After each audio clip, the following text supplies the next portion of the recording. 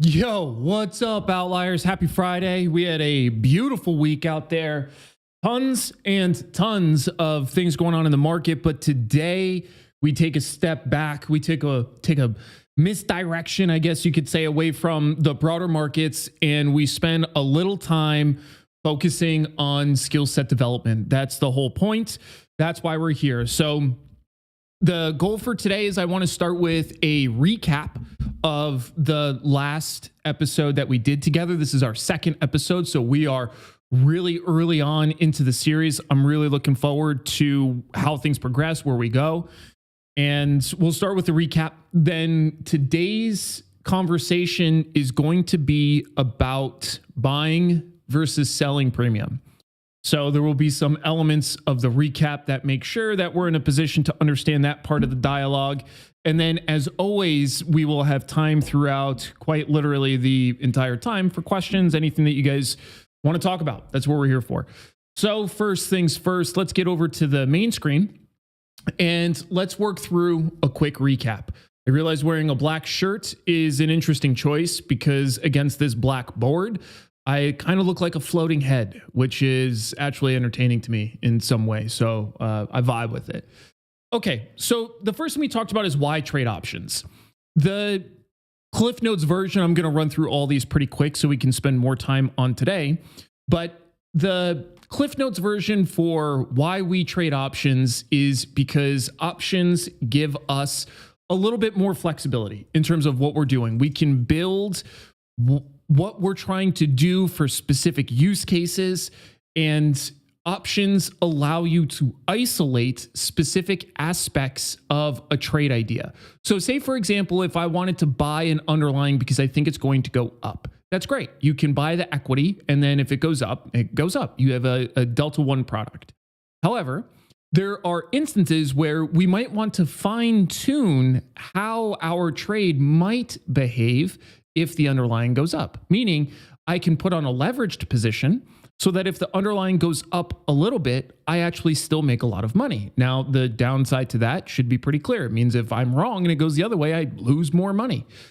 But that's the cool part, is you get to structure things to be exactly what you want them to behave as. So that's really the why trade options from a broad level. Then there's a couple other things that feed into it. One of them is the ability to trade for income. One of the downsides, if you're trading an equity position, is if you buy 100 shares of stock XYZ and you want to take income from that position, unless it pays a dividend where the income is enough from that dividend alone, you're going to have to unwind some of your position. You're going to have to sell some of your shares. With options, you can kind of skate around that, meaning you can have a long equity position that we then trade options around so that we can maintain the same long equity position that we want anyways, but we can draw some income from it in the meantime. The other real benefit to trading options is it allows you to start building an expression of volatility. And volatility is so fascinating because as an asset class, which it literally is an asset class of itself, it has some very specific behaviors that make it really interesting as compared to equities. And let's take a look at an example together, actually, while we're flying off the cuff here. We go to SPX. I'll zoom this out further. If we go out to SPX, this is a 5-year weekly chart. You'll see that it goes through periods where it ebbs and flows, goes up and down. It's going to be based on how the economy is doing, if we're growing, shrinking, how interest rate environment is looking, if we're getting new IPOs, if mergers and acquisitions are going off. There's all different kinds of things that feed into the broader performance of the stock market. However, if we take a look at some of the traits, if I were to try and estimate some of the clear things I can take away from this, well, I can tell you that as it goes up, it does come down. I can tell you that there are periods where it goes down for several months in a row. I can tell you that there's periods where it goes up several months in a row. I can tell you that sometimes the down moves are aggressive. I can tell you that over this longer term time frame, there is positive drift exhibited.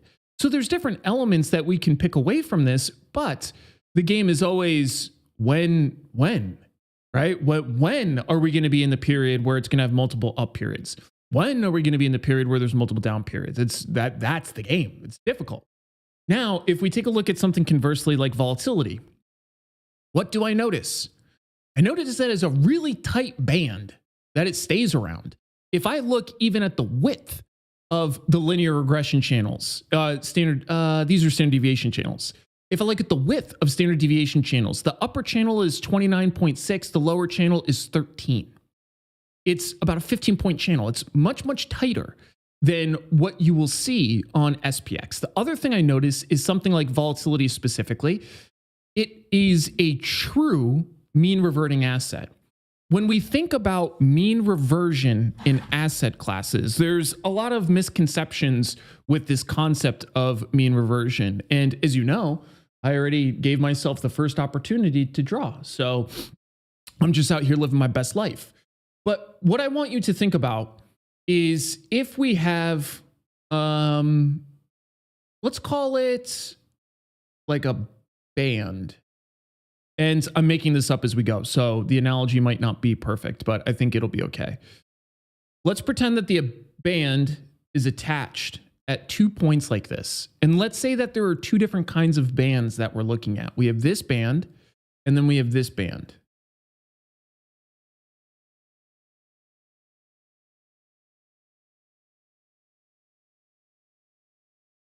If I were to take this band and I were to stretch it, and you can see that I actually lined it up pretty well with the grid lines here. And let's say that I take this band and I stretch it up to this point here. And let's say I do the same thing here. So what is that? 1, 2, 3, 4. So we go from here, 1, 2, 3, 4. Unfortunately, it gets really close to this. What's the difference between these bands? Let's say that there's tension, as you can see on the first band. And then what I was trying to make clear on the second band is that there's some slack.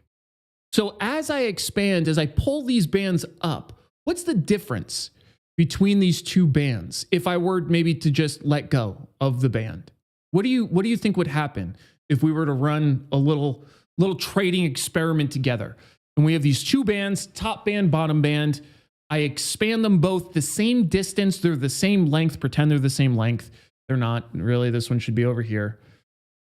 There you go. Lauren is on it. This top band would have probably much greater downward force as soon as I let go of it. The one with slack can kind of take up some space. So maybe the band looks like this once we stretch it out, right? The point that I'm trying to make here is the concept of actual mean reversion. Mean reversion is this function where as something gets too extended one way or the other, so in this case, if we extend it this way or this way, these bands, this band wants to come back here, wants to be about this range here. This band doesn't really care as much. This band will say, okay, well, you stretch me to this point up here, and once the slack is out, I'm already at this point. So then if you let go of me from here, I'm just going to cover this distance. I don't really care that much. This is the difference of a mean reverting asset compared to a standard growth asset of some sort. So to bring all of this back to the current chart that we're looking at, I want you to take a look at every single time. Well, that's a terrible line. Every single time price moves away from this midline, it pops up and then it goes back down. It pops up a whole lot and then it goes back down. It goes below and then it goes back up. The other thing I want you to notice is the slope of this channel. We have one endpoint here. This is for a 5-year weekly chart. We have one endpoint here. So let's take a look at this. From this midpoint here is at 2865. Now this is after the COVID crash. So actually let's zoom this out even more. Let's do a 10-year and we'll clean those off. Let's use a 10-year chart. So 10-year chart, we have 20.7 here. And then back here, we have 16 to 20.7. So it's 4 points. Let's take a look at an example together. Now, I want you, as we're doing this, I want you to remember what we're doing. We're understanding why volatility itself is an interesting asset class. So the difference here from 16, call it, to what is this, 20.7? The difference between 16 and 20.7 is a 29.38% slope in terms of absolute return. That means from here to here, we've moved 29%. Obviously, it's a smaller asset, so a smaller move. Let's now keep the same chart, 10-year monthly, but let's go to SPX. What do you notice? Right out of the gate, what do you notice? There's a couple things that should strike you as very different than what we just looked at.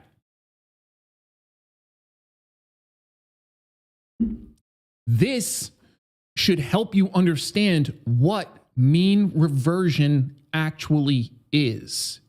Now, not to get too far off topic and get into the world of mean reversion too much, but the other thing we have to pay attention to is time frame when we're comparing long-term, mid-term, short-term, because if you look on a shorter term cycle, first, let's start with the comparison we were doing in the other one. What's the difference between these 2 points? This is going to tell us the slope. This is going to tell us how much has this changed over the same reference period compared to the other. So it starts down here at 1645. Let's log that here, 1645. And then it caps out here at 5197. 5197. It's a 216% return from here to here. Compare that to the 20% return that you saw in VIX here. The point that I'm making is that in a long-term time frame, something like equities do not exhibit mean reversion. They exhibit drift. Very different function. Mean reversion is essentially a compelling force where as things move out of a band, they are literally migrated back into a relation of the original band, in this case, the line of best fit of the standard deviation channel. You do not see that on SPX. Why does this matter? Why am I spending so much time at the beginning of this in terms of recapping this point? Why trade options? Why am I spending so much time on this point about mean reversion and volatility? It's because as an options trader, you literally gain access to one of the most predictable market functions that exist: volatility and mean reversion. You get that right here. You do not get that with price. Price sometimes will go up a day in a row. Well, this is a month. Sometimes it'll go up a month in a row. Sometimes it'll go up 7 months in a row. Then it'll be down one, up one, up. It'll be all over the place. Now, one admin note, when we're talking about shorter term timeframes, price in equities driven by sentiment can exhibit some elements of mean reversion, but it's not true mean reversion because the difference is exactly as I've painted for you here. This is appreciated over 200% over this time frame. There's nothing that's pulling it down every time it goes up. It's pulling it down a little bit, but then net, it's moving up higher over time. That's called drift. When we look at something like VIX, it's the opposite. Literally, anytime VIX starts to pop a lot, it literally gets ripped back down. This is exactly why, for those that were in some of the live streams throughout the past week, as soon as VIX cracked above 20, literally recently, I had just spoke about trading it and trading it to the downside. And I gave 2 different ways that a trader could trade it to the downside. And I actually suggested people paper trade it, right? So you could see how this works. You can either do it via short puts, which is a little anti-intuitive. That's more of a volatility specific kind of approach, or you could literally just trade it directionally. And if you'll recall, what I said is if you trade this directionally and you do something like buy puts, you're not going to make much money on it. And why did I say you're not going to make much money on it? Because everybody fucking knows this exact thing, but highly tradable. So going back to this, these are the reasons why options can be so interesting to trade and why they can be so lucrative. Okay, cool. Next one, key market participants. Last time we connected, we spoke about this graph chart thing here. And the Cliff Notes version of this section and why it matters is because we are small fish in a big pond. We have to learn some of our advantages and how we can play those advantages, because in general, we have very, very few of them. So some of the advantages of retail traders is that we're very small. It means that we can trade things that are literally too small for larger institutions to get into. Sometimes this is where you can find true edge, because it can't be tackled by larger entities that have the resources, that can see things that look really appealing there, but it's just too small. It just doesn't make sense for them anymore. The other thing is our ability to move around however we need to. And what I mean by that is we can be full long one day, full short the next day. For a lot of people, that kind of movement actually can lead to negative performance because we get whipsawed, we don't have a defined plan.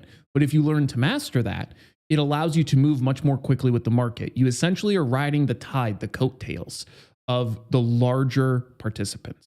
That's the cool part about being a retail trader, is there is a small niche for us that we can operate that even as a small retail trader, meaning you have sub $50 million essentially, you have plenty of room to move around. Once you start getting above like 25, 50 mil, then you do start running into some positioning problems. You're kind of like the size of a small fund almost at that point, really, once you get over 100 mil.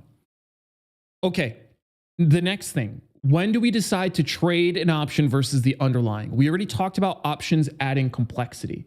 Options give us more things that we have to track and pay attention to. So when would we want to trade options as compared to the underlying? There are a few instances, and that's the cool part. There's really not a whole lot of them. There's just a few instances. In general, equity outright is a simpler position. So if I wanted to trade options instead of equity outright, why might I do that? Well, one of the first reasons is for leverage. I can control, this is an old thing, obviously before the split in NVIDIA, but it's a good example. Because at the time that I made this, NVIDIA was trading at 11.05.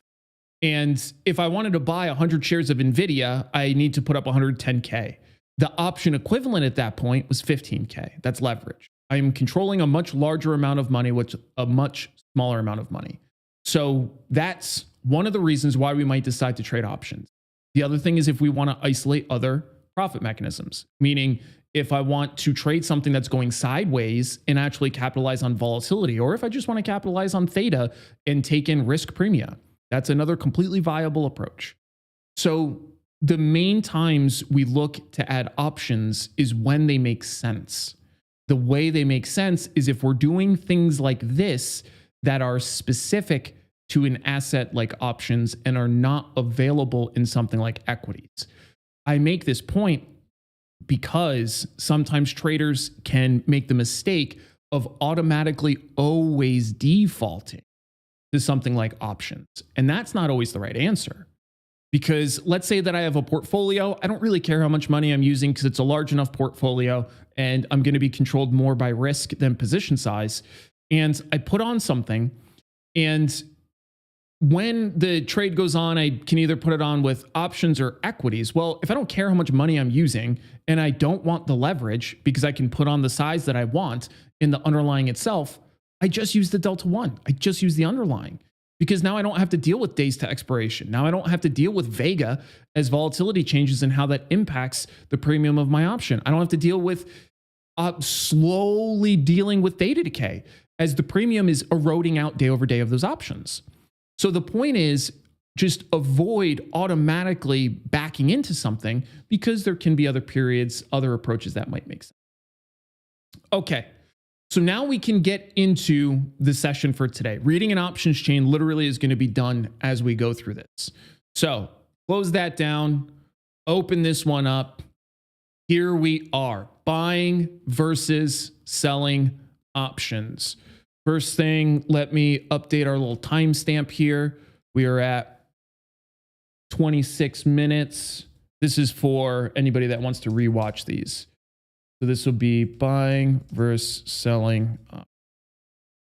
Okay. So when we look at an options chain, we know, let's grab a ticker. Let's grab something like SoFi. Just grabbing a random ticker.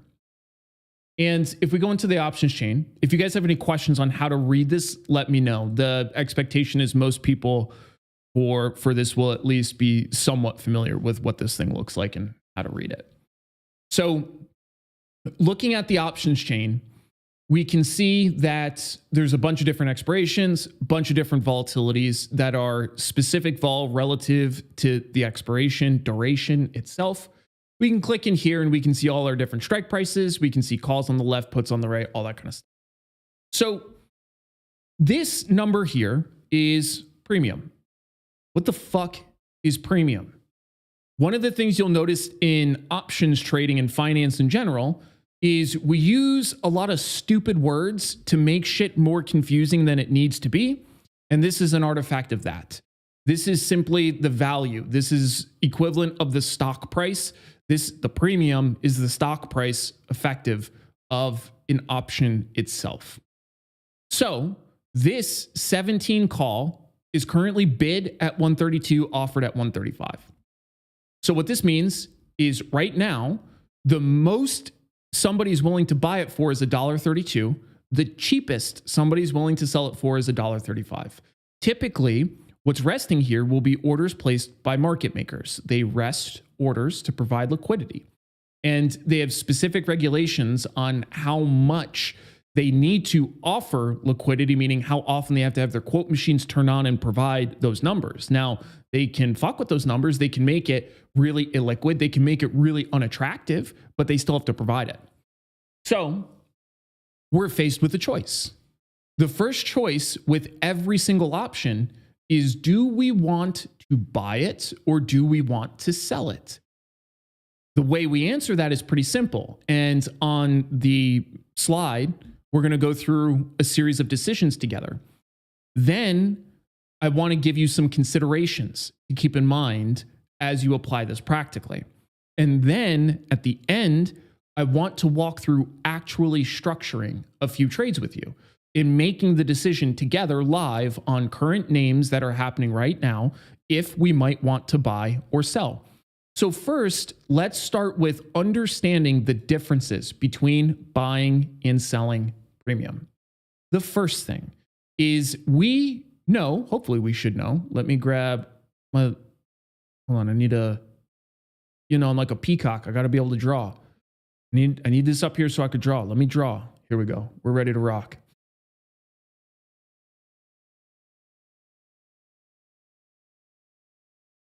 Beautiful. Grab my notepad. So the first thing we have to identify is that we have an options contract. And we know for every single options contract, there are two people, buyer and a seller. Typically, there's a facilitating party in the center of this, which is a market maker. The main point I want you to take away from this section is that there are two components, a buyer and a seller. Every single contract needs a buyer and a seller. Think of your insurance for anything that you have insurance on. There are two parties to your insurance. The first party to your insurance, this is actually better down here. The first party to your insurance is you. You want insurance. You're going to buy insurance. You're the first party. The second party is the insurance provider, whoever the agency is, Allstate, State Farm, whoever you're going through for your insurance. One entity is selling the insurance. The other entity is buying the insurance. That insurance has a contract. There are different rules that apply to the insurance that typically amount to how can we not pay you but take your money? Standard insurance shit. So that's an insurance contract. It's the same thing in options. In options, there's a contract with two components, two people that are tied to that contract. So let's start now with understanding the differences between those two perspectives.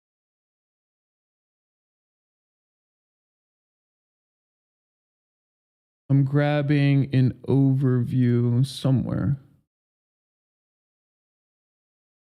Here we go.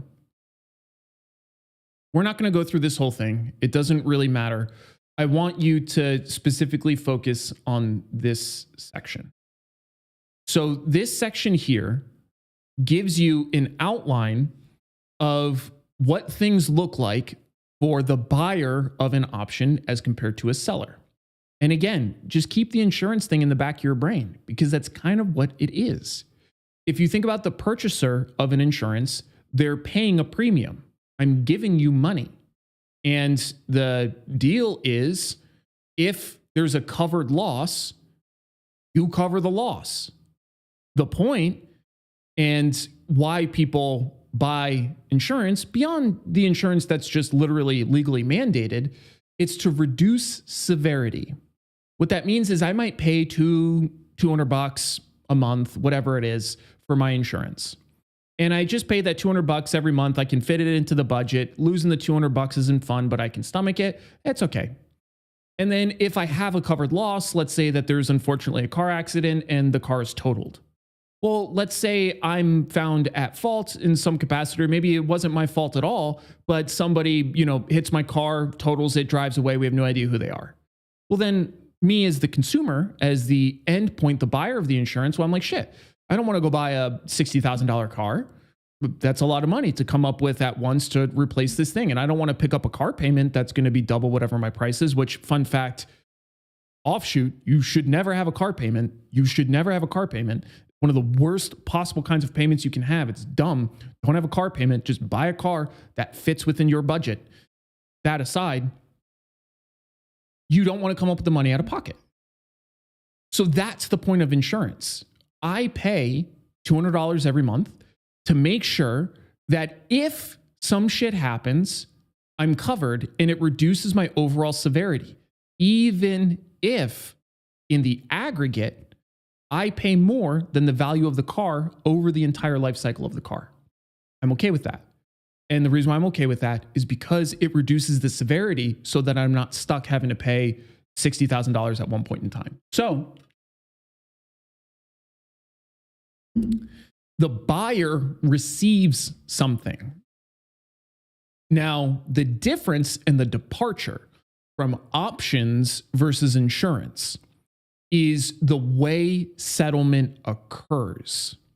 Because in options, the buyer, if it's an American style option, they can exercise whenever they want. Even if it doesn't make sense, they can. So a big, big difference and something to be aware of in options, especially specifically American style options, is that they can be exercised at any point in time. The seller has to be aware of that because you can be on the hook to deliver whatever your end of the bargain is, whether you've sold a call or sold a put, two different scenarios. And you can see those down here. I purposely give you, and I recommend grab a screenshot. I actually think what's better is you make your own. The process of making your own is valuable. But this here just gives you a quick little cheat sheet on how these things move with respect to stock price, volatility, and then opening, closing transactions, and who's on the hook to do what. But what you'll notice is that the seller is on the hook to do some shit. If you sell a call, you're on the hook to you're on the hook to sell shares. So if you sell a call, you're on the hook to sell somebody shares at a set price, the strike price. And then if you sell the put, you're on the hook to buy shares. One thing to know is that the majority of options are closed before expiration. So the majority of instances will not include these transactions here. And it's because in general, they're just inefficient. It doesn't make sense. And we can get into that at another point in time. But the way to think of it is when we talk about the premium of an option, the premium of an option has a couple key components. One of them is time value. When you exercise your option, whether you bought a call or a put and you exercise it, you give up your time value that otherwise you could recover. So that's why, in general, it doesn't make sense. Now, again, there's nuances to this that we can get into at some point. Okay, so to recap what we just talked about, we now understand the perspective of buyers. We now understand the perspective of sellers. We now understand that people that sell calls have an obligation to sell shares at a certain price. We now know that people that sell puts have the obligation to buy shares at a certain price. We also now know that in general, it doesn't make sense to exercise the options. So what does that tell you? It tells us that most of us are trading the options contract itself without necessarily going into why got derailed. Lauren says, oh, I understand why selling puts can be bullish. Bingo, there you go. That's exactly correct. So this becomes a useful exercise, and we can sell options, buy options, depending on what we're trying to do. But most of us are simply trading the contract, and we're using those unique aspects of an options contract that we talked about earlier as the rationale for trading an options contract. So quick pause here after we just talked a whole lot about premium of an option, buying, selling. Are there any questions? And in the meantime, I'm going to update our timestamps. So premium, buying, selling, settlement. I think that's pretty good.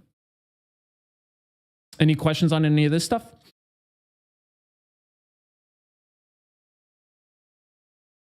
I made like a liquid IV, but I watered it down too much. So it just kind of tastes like slightly off flavored water.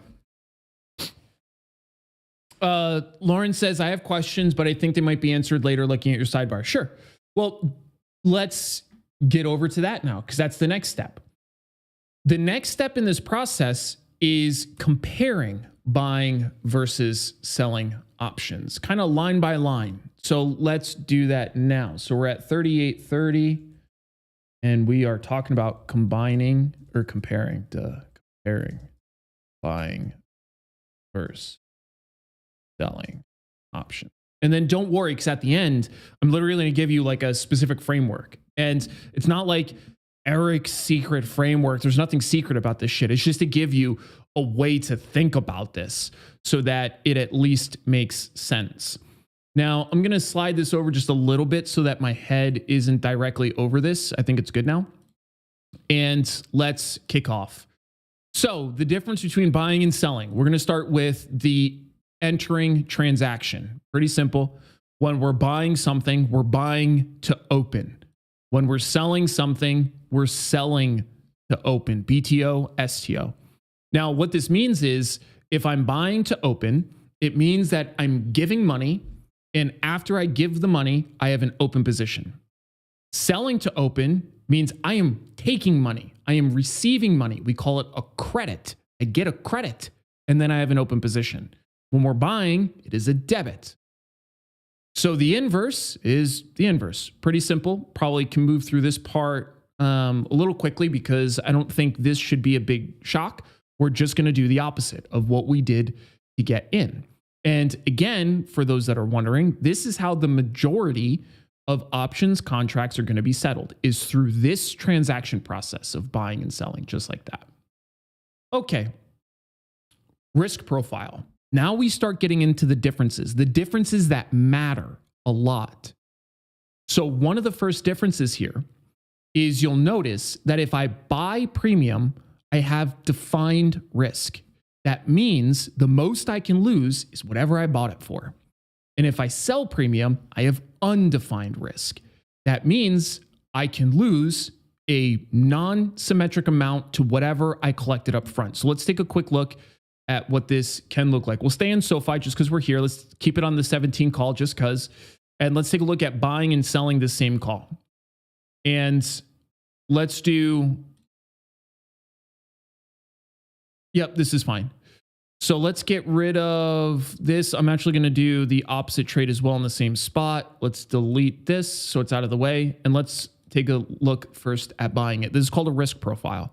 So risk profile, you can plot this for yourself. You literally can make this in Excel. It's super simple. It just looks across different strike prices and then different P&Ls based on, I'm sorry, this isn't strike prices. This is prices of the underlying.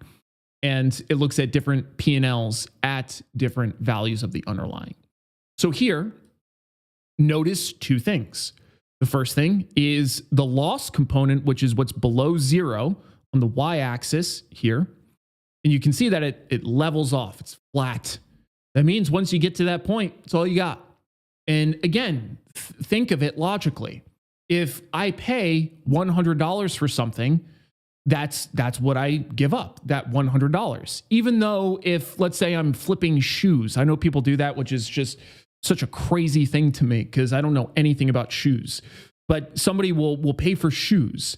You give money up front and then you get the shoes. And then the idea is that the shoes might be worth more if you're good at this.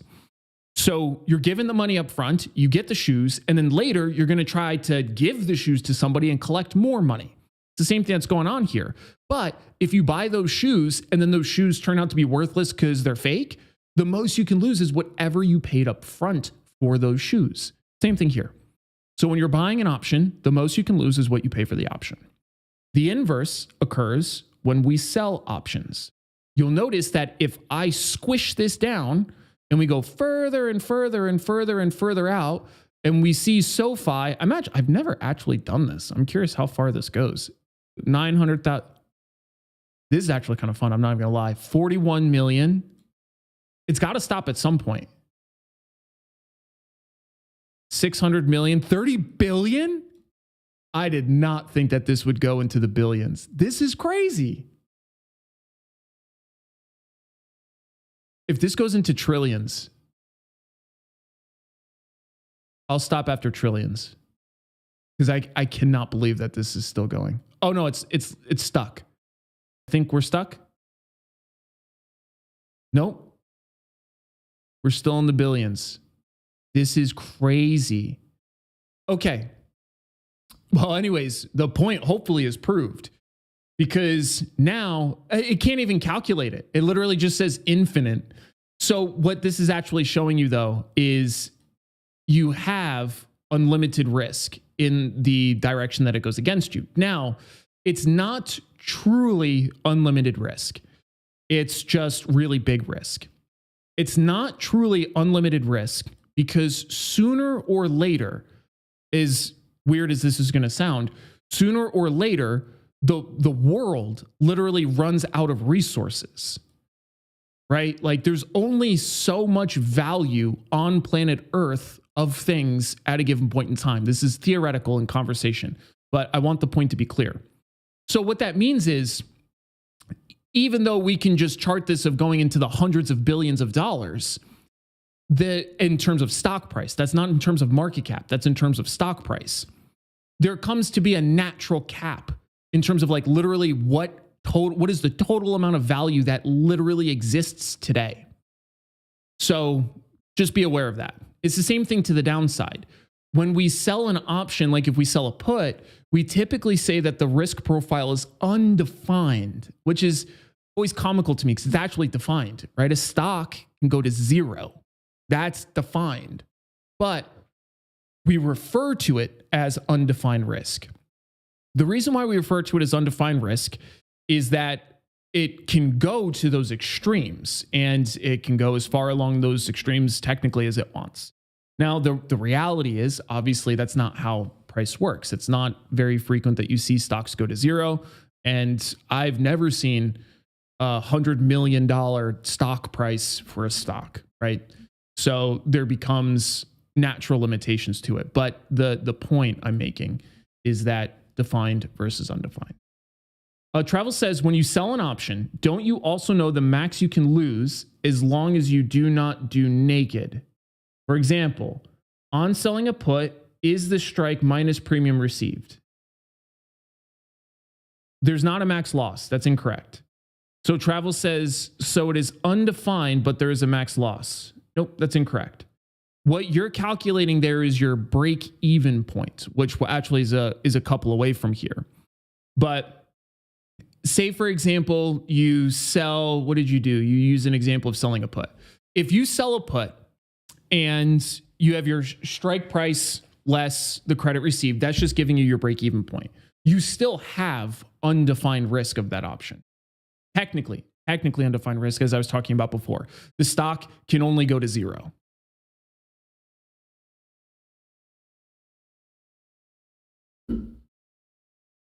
Travel says, no max I can lose because I get assigned and the underlying goes to zero. Correct. That's literally the point I was just making, is that we refer to it as undefined.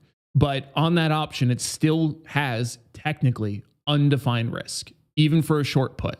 To your point, it's defined down at zero, right? And same thing, like I was just making the point of going all the way to the upside, making the hypothetical that SoFi is trading at $100 million in terms of stock price, right? We've never seen anything even close to that.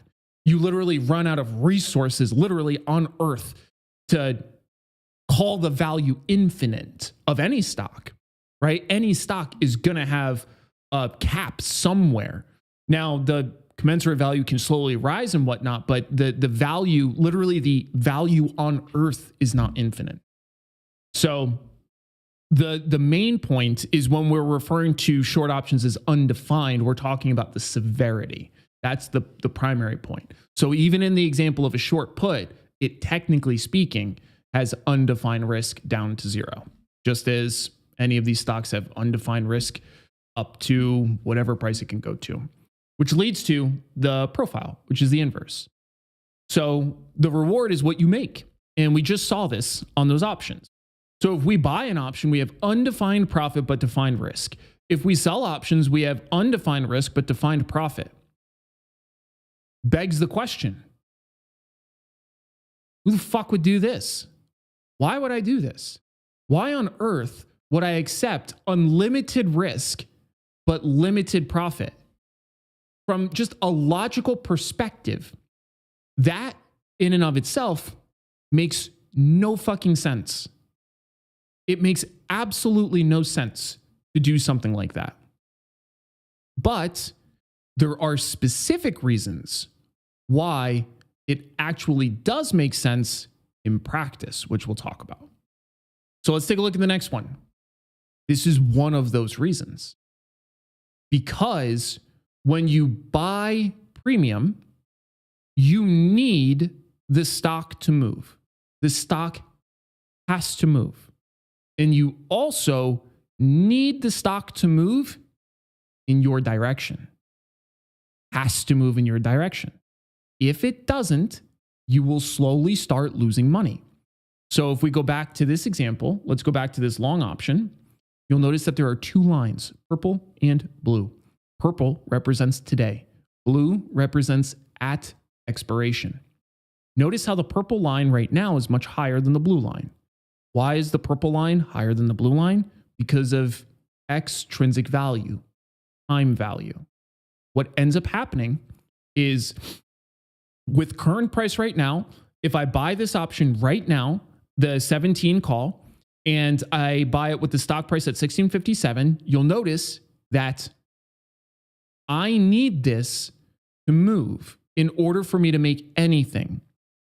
At expiration, you need the stock price above your strike price plus the premium to make any money with a long call. What you don't need is the stock price above your strike price in order to make money before that time. What this means is right now, the strike price is 17. I'm paying $1.35. Strike price is 17, stock is at 16.57. Let's zoom this in a little bit so that you can see a little easier. Let's pretend that the stock goes to 1675. Stock moves to 1675. That's not my strike price yet, but I will make money. So if I go to 1675, I make $7.77 today. That doesn't include the passage of time yet. That is if it happens today. So this is to short circuit a really common misconception of people who buy options that think the underlying has to go past your strike in order to make money. And it doesn't. It does only at expiration. Before expiration, I'm showing you right now an example where that is not the case. Now, this is a really small case of it, right? Because the numbers are so close, 1657 to 17.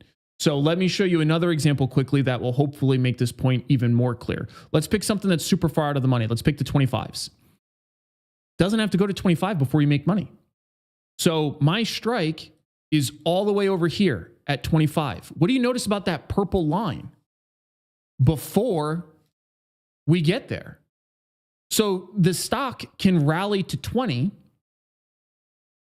I would pay 17 cents or $17 for this option right now, looking at the 21 Feb 25 call, and I would make $55. This is where you see people placing options trades and saying, I made 5,800%. That's going to be tied to a smaller, cheap, out of the money option that compounded a lot. That compounding is due to gamma, which we'll talk about later. So let's go back here and let's take a look now at the selling premium component that has that built-in buffer. If I sell a call and right now spot price is 1657, what do you notice that's different than if I sell that call versus buying it? The stock cannot move at all. And if it doesn't move before we get into, or once we get to into expiration, I make the maximum amount of money I can on this trade if it doesn't move at all. The other thing you'll notice is that even if it moves against me a little bit, I can still make money. Won't be max profit, but I can still make money. This is a big difference between selling and buying. And this is one of the benefits of selling, is you have a built-in buffer to be wrong.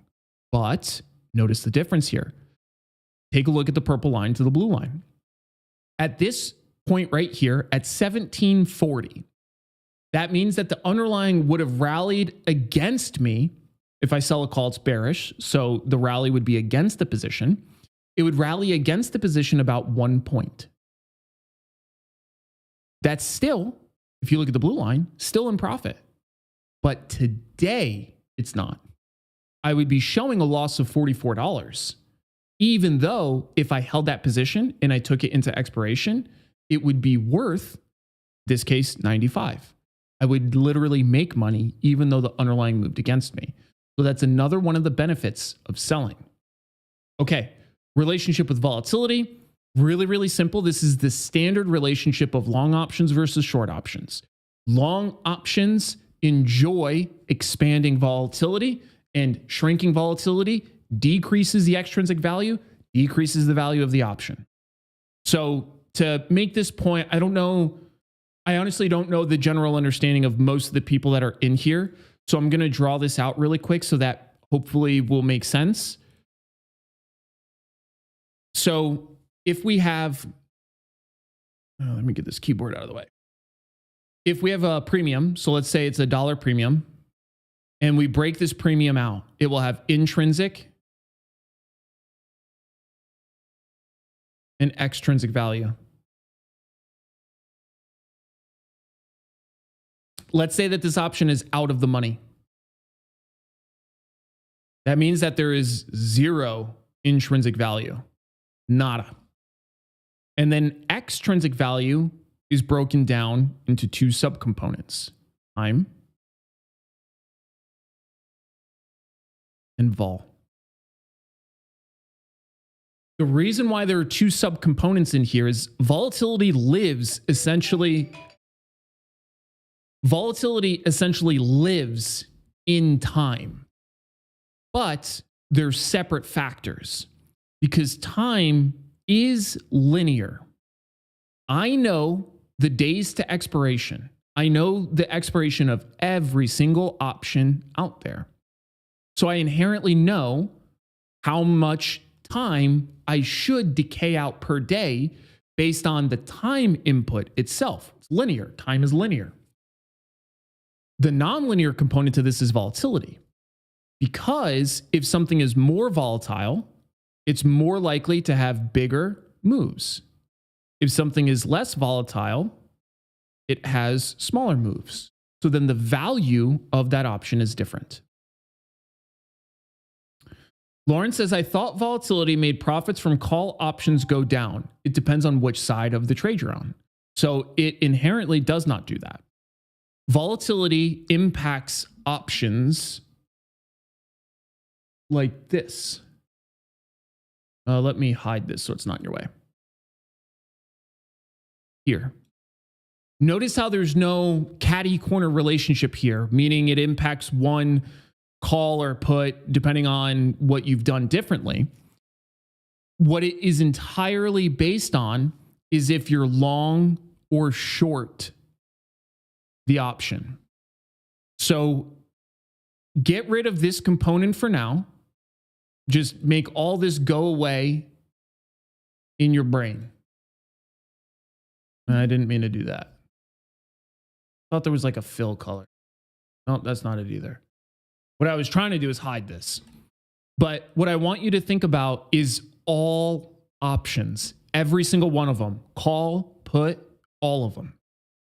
All options across the board, all of them, their premium will go up if volatility goes up, all of them, calls and puts. If volatility goes down, all options, calls or puts, the premium will contract, all of them across the board. They will be obviously different levels of severity, right? Different scale, depending on the other Greeks of the option. But it affects them, it affects them all in this way.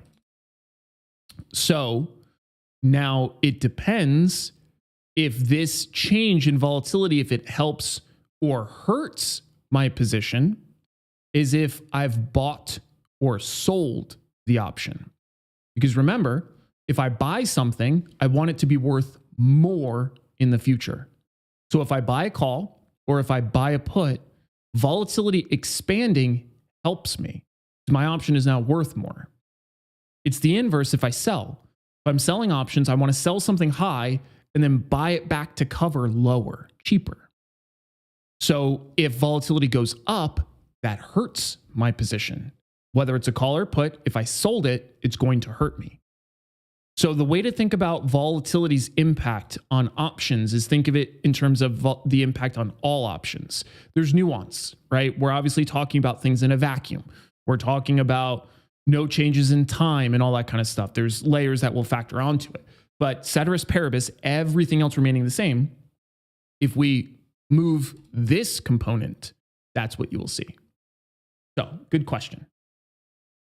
Okay, let us continue down. Capital requirement is different whether you buy or sell premium. Capital requirement when you buy is whatever you paid. You're going to pay that out of your cash and sweep. When you sell premium, you're actually going to collect money upfront that's going to go into your cash and sweep. However, there's going to be a margin requirement. The margin requirement can be different. If you're in a cash secured account and you try to sell a call, it won't let you because you can't cash secure a short call. There's no cash securing it. It's undefined. If you want to sell a put, you can cash secure a put because you can take assignment of the underlying and hold the equity itself. And then your max risk in the equity is the value of the equity. So a little bit different. Now, in the context of like a regulation T, margin account or a portfolio margin account, they calculate the margin requirement differently. The way to think about margin requirements is it's essentially your broker's method to put the risk of the position onto you. They're not going to take the risk for you. So what that means is they're very guarded against people having a bunch of options positions on, because if there's some sort of big move that goes against you and you lose on a bunch of these options positions and you don't have the money in the account for it, they've now just taken your risk because they still have to make that position whole. So that's why when markets become more volatile, typically speaking, you will see margin requirements go up, because your broker is essentially saying, I see more risk out there today. I'm not going to take that risk for you. You're going to have to put some more money in this account to cover that risk. This is what we call a margin call. To satisfy a margin call, you have to add money into the account. Otherwise, there's a chance your broker will start liquidating your positions for you, and that's to reduce the broker's risk. Okay. Greeks, this one I'm a little hesitant to put up, but we'll see how this goes for you guys. When you're buying premium, you're going to be short theta, long gamma, long rho. Feel good? That makes sense? Partially joking, but partially not. We'll go through them all.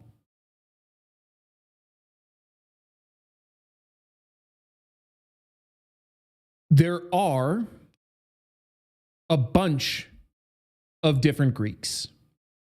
People have so many misconceptions about the Greeks, and we're here to clarify as many as we can. So let me update our little timestamp here. So this will be Greek impacts to buying versus selling options. And we are at 102.30. Beautiful. Right on schedule. Okay. So let's take a look at some examples. Notice how I'm not saying if you're long calls, long puts, short calls, short puts. I'm talking about it across all options here. Let's keep that in mind. So let's get an example going. If I buy to open, a call or a put, literally a call or a put, it doesn't matter, either one. If I buy one of these,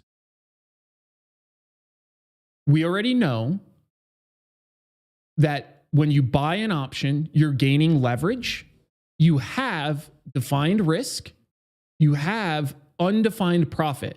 That's a really solid place to be for an investment. So there are compensatory elements to this that makes this not the Goldilocks scenario that otherwise this would be. If there were not drawbacks to this, there's nobody that wouldn't do this. One of those drawbacks is theta decay.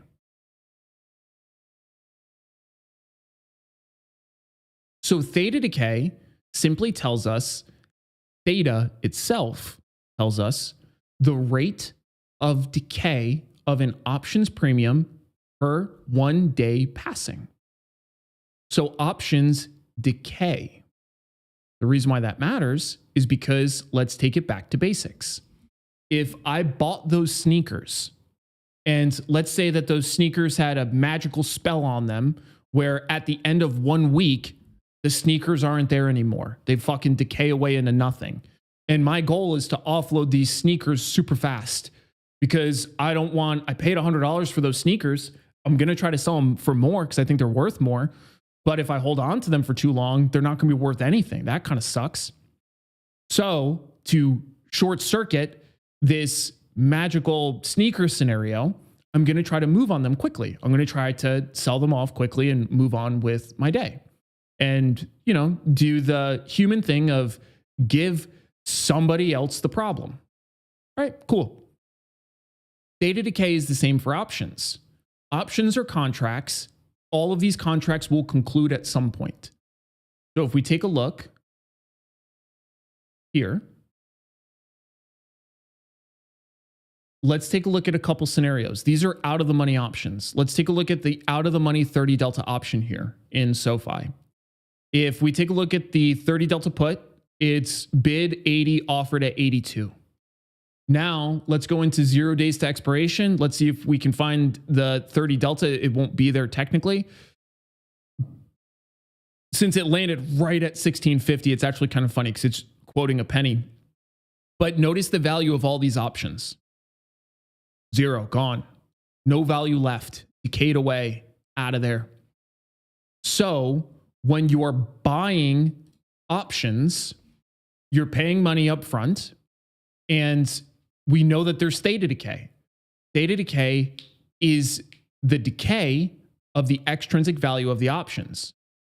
So what ends up happening is as you bought this thing for $1, if nothing else changes but time passes, it's worth a little bit less each day. Theta is the Greek that tells you how much less, so that you know.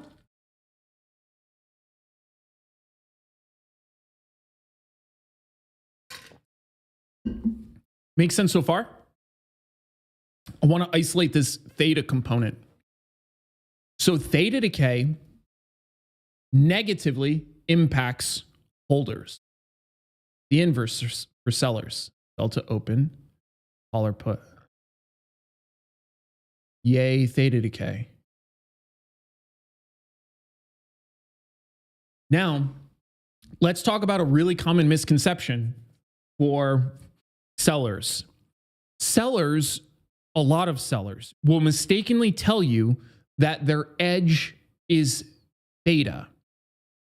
There is exactly 0 edge in theta. Theta will not provide you an ounce of edge. Theta is a linear metric that is known. There's no edge in it. The reason why they say theta is their edge is because they collect money, and they think falsely that that provides them a baked-in edge. The way to think about an edge in the market is that if there's any sort of edge that's easily accessible by everybody, there's no edge there. It's not a thing. So there are risk premias, and theta does not even provide you a risk premia outright. It's the volatility component that provides you a risk premia. We can get into risk premias, inefficiencies versus edge. Don't even worry about that right now. The way to summarize this component is sellers benefit from the decaying of an option. Because again, if I sold something for $100 and then I'm going to look to buy it back, I want to buy it back cheaper. So that decay helps my position as a seller. Okay, so let me take a pause there, and I would love to hear if that so far makes sense. Are we on board? Any questions about the difference between these, why it is what it is, why the behavior is what it is, specifically for this Greek? And then, okay, great. So now let's get into gamma. Let me update my little thing. We're at 109.02. 02. Let's get it. Gamma. Gamma is the rate of change of delta. So let's go back to basics here. Every time that we do these, I specifically want you to get into the mental habit of taking it back to the basics of something. So let's grab the options chain. And let me grab this again. I'll just clear all that off. Okay. So let's go further out in time here. And here. What happens if I buy this option and the price goes up? Well, if the price goes up, my option right now is at a 51 delta. It will appreciate by 11 cents. This column here is gamma. Gamma represents movement. If things start to move, we know that that can impact volatility. That can ultimately benefit our position. So typically speaking, let's use a simpler example, not of single options, but let's use a long straddle to show you how the gamma component works.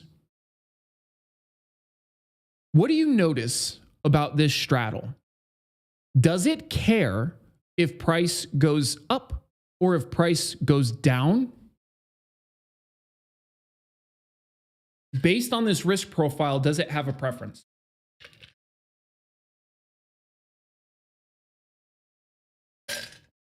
Next time, I am not watering down the liquid IV. Not terrible, but it just doesn't really taste like much. It's kind of boring. Reese says, no, that's correct.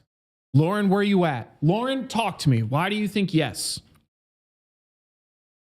Why yes, Lauren? Lauren, I don't know if you know this. You're the proxy for the group. So yes or nope? You tell me. The green line cares?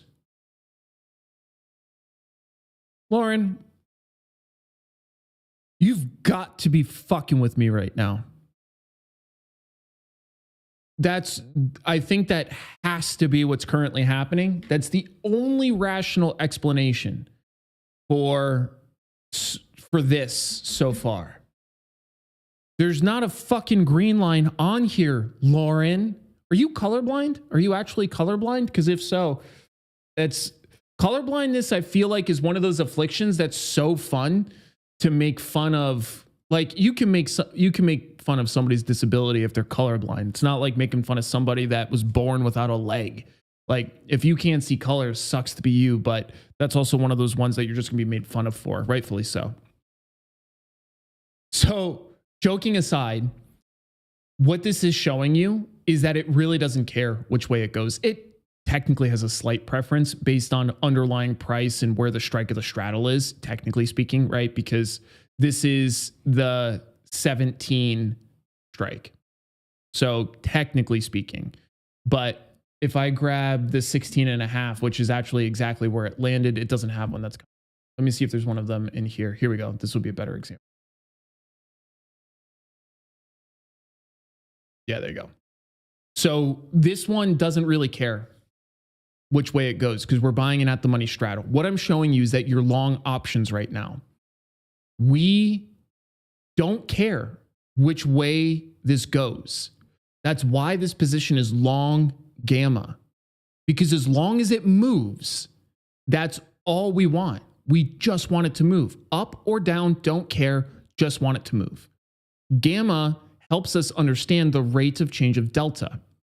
Gamma is the ultimate way that this ends up making money, is if it gets an accommodating move big enough to overcome at expiration to be outside the break-even points. Before expiration, doesn't care. As long as it moves either way, doesn't care at all. So this is why buying premium, depending on the premium, will be long gamma in some capacity. Now, it's a little bit different because if you use single options, you can have single option positions that benefit from favorable gamma moves. So it's a little bit of nuance in there. The main thing to think about is gamma, like if gamma expands or if gamma starts to increase, that means that volatility is increasing, which feeds back into the options. Now, the actual impact of selling a single option, buying a single option, not all gamma would help a position, right? So when we say long gamma, we're talking about all of gamma increasing, not the change of gamma as the underlying moves. So let me clarify that point a little bit. What ends up happening is this number here, gamma, represents the rate of change of delta. And gamma helps us understand how volatile something is. If we're trading something that's a little bit more volatile, you will find that the gamma numbers as a raw number, the gamma will be higher. And then the gamma as a relative number to the price of the underlying will be higher because it's expected to move more. That, again, is essentially a proxy for volatility. If gamma starts to increase, it means volatility is increasing. If gamma is contracting, that means volatility is decreasing. That means that the overall values of the options will be decreasing. Now, the reason why it's kind of nuanced and there's two levels to think about this one is because if I buy this call here, that means net, I'm long gamma. But if this moves against me by $1 here, like goes this direction, well, gamma is actually hurting me in that case. That's not good. So two different ways to think of it. The way I want you to think of it for the context of this conversation here is long gamma as a general metric across the volatility surface, across expirations, across strikes. Now, rho. Rho is actually really easy, believe it or not. And rho doesn't impact stuff that much. So this one should be pretty easy to understand. Rho tells us how much options, the rate of change of an options premium relative to changes in interest rates. Interest rates matter across different time frames. So one of the really common misconceptions you'll see is people will say like, oh, this is, a direct reflection of the federal funds rate or the SOFR rate or things like that. And it's not. It is tied to it for sure, because both of those rates will impact the broader rate environment. But it's different for different expirations, right? So something like a SOFR rate is pretty short-term in nature. If I'm trading something like this, that's 364 days out, the overnight rate is important, but there's a different rate that's appropriate for this duration as compared to a really short-term duration. So just think of it this way, again, across all options, just like we looked at volatility from before. Remember how we said volatility, whether it's a call or a put, doesn't matter across all options. If volatility goes up, it makes options more expensive, right? So then that would naturally benefit buyers and naturally hurt sellers. It's the same. It's literally the same exact thing with rho. If interest rates go up, options become more expensive. That's immediately going to benefit buyers, and it's immediately going to hurt sellers. So gamma and rho, gamma's a little more confusing. Rho, I think, is pretty straightforward. Okay.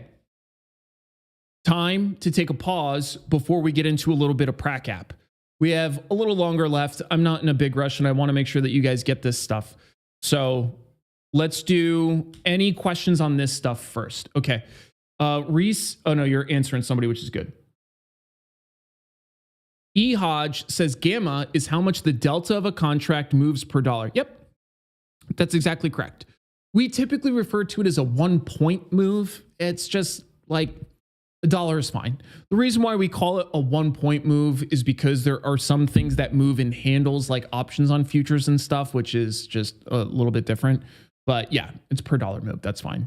You'll also heard it referred to as 1 point move, which is really annoying, by the way, because when we're talking about points in relation to percentages, it's different than like a 1 point move in relation to the underlying, which would be synonymous with $1 as compared to percentages of percentages. Just another little fun quirk to completely annoy the living shit out of everybody trying to learn this stuff. Thanks, markets. Cool. So it seems like so far we're good. Let's talk about two things now. These should be pretty quick. Some costly misconceptions, and then making the decision on when to buy versus when to sell. So I'm going to update our timestamps. Costly misconceptions of buying. Jesus, I type over here. Buying versus selling. And yeah, we'll just start there. Beautiful. Okay. So the decision between buying and selling becomes really simple once we understand the individual inputs. One of the big mistakes that people make is before they even start looking at what they're doing, they immediately try to answer, should I buy or sell? And that approach doesn't really make sense because we need more information before we make the choice to buy or sell. Now, there's another video, I'm going to link to it in the chat there, and then I'll also link to it in the timestamps when they come out. But that video is literally, it's a 10-minute video or so that directly compares buying versus selling across all different parameters that we're going to talk about some now. But let's start here. One is not better than the other. There's a reason why that is such an important point. One is not better than the other. The reason why one is not better than the other is because if that were the case, it's time for the dude to grab his dinner. Give me one sec. Let me pop the door.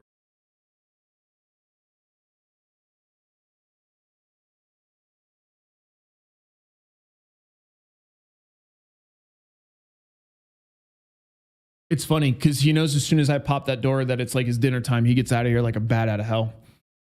So if one was better than the other, why would anybody do the other? This is a really, really, really common misconception. And it's a common misconception that I notice definitely impacts sellers, because sellers have this total misunderstanding that they think what they do is superior to buying. And it's not. It's not worse than buying. It's just different. It's just different than buying. That's the way to think about it. Lawrence says that's why so many strategies include both.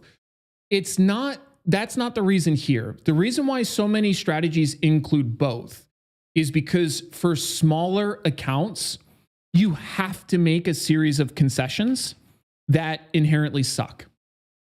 That's the reality of it. So for a small account, you are automatically going to be backed into having to make small adjustments and include elements of a trade because you can't afford to buy something outright, or you can't afford to sell something outright. Now, there are absolutely instances where it still makes sense to blend both of them together, and it's because each of them has different behavioral inputs in terms of how the trade will move.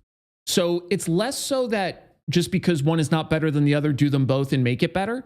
It's more because of those two reasons. Smaller accounts have to make concessions. Trading things like verticals, horizontal spreads, stuff like that are cheaper and they're more accessible. The second thing is for more developed accounts, even though you're not necessarily worried about use of sizing and whatnot in terms of how much money, it allows you to take advantage of the built-in components of buying versus selling and the benefits thereof, which is exactly what we're going to talk about when we get down here. Lauren says hedging. Yeah, so you can buy or sell to hedge, technically, depending on how much you want to hedge. But that's another big reason why people will trade verticals, is because it has a hedge baked in, technically speaking. Cool. So let's take a look at the other, which is overweighting volatility. I say this because of Tasty Trade Nation. And you guys know, I really like Tom Sosnoff. I love that dude. I have him on the podcast every couple months. I have a lot of respect for what he does. So this is in no way talking shit about him or what they do. But if you get into the habit of every single time, bar none, you see volatility as high and you automatically default to selling just because volatility is high, you're making a mistake. You're making an objective mistake for a few reasons. One of them is, depending on the ticker that you're trading, some of the most lucrative times to sell premium is when volatility is actually low. Weird, right? Probably haven't heard that. It's an absolute fact. The second thing is, let's take a look at an example. I'm going to close this thing for now. And what's the vol in here? 79%. Implied volatility percentile, 81%. I think most people would objectively say that's pretty high volatility, especially on implied volatility percentile metric, correct? We would say that that's generally high vol. So with generally high vol, again, let's get back to basics. What does high vol tell us? It tells us something very specific. What is it? What does high volatility tell us? Any guesses?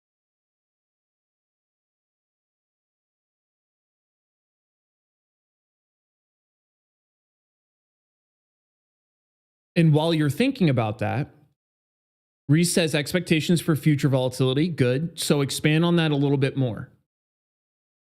There you go. Wheel stretch O's, right on target. Brick in the wall, right on target. Good. Nathan Burke, right on target. When we see volatility high, it means we expect larger movements. Okay. So then let's go back here. Volatility was also high here in SoFi. Let's go back. I'm going to use on demand. We're going to go back in time and look at an example together. We're going to go back to 8 November. Let's do that.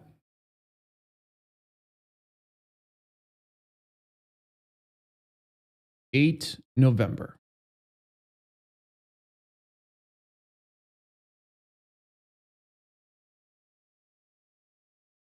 While this is loading, I want to talk about a couple other things. A lot of times there's a relationship between volatility and price movement, but it's not direct. What that means is a lot of times when you see a stock going up heavily, volatility will contract. And as the stock starts plummeting, volatility will expand massively. But it's not always. You can have things that are going up that are still highly volatile. So let's take a look at an example here. Let's pretend the data is not here because it's on demand. Let's pretend that the implied volatility percentile on the 8th of November right now is the same as what we just looked at, right? So like 82%. Let's just pretend. Would that mean we would want to buy or sell if we were defaulting based off of the volatility level itself? And if we were making the mistake of overweighting the volatility input?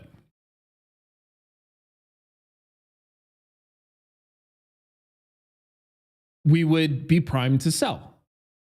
Mateus is right on it. That's exactly correct. We're generally taught if implied volatility percentile, if implied volatility rank, if implied volatility is high, we sell.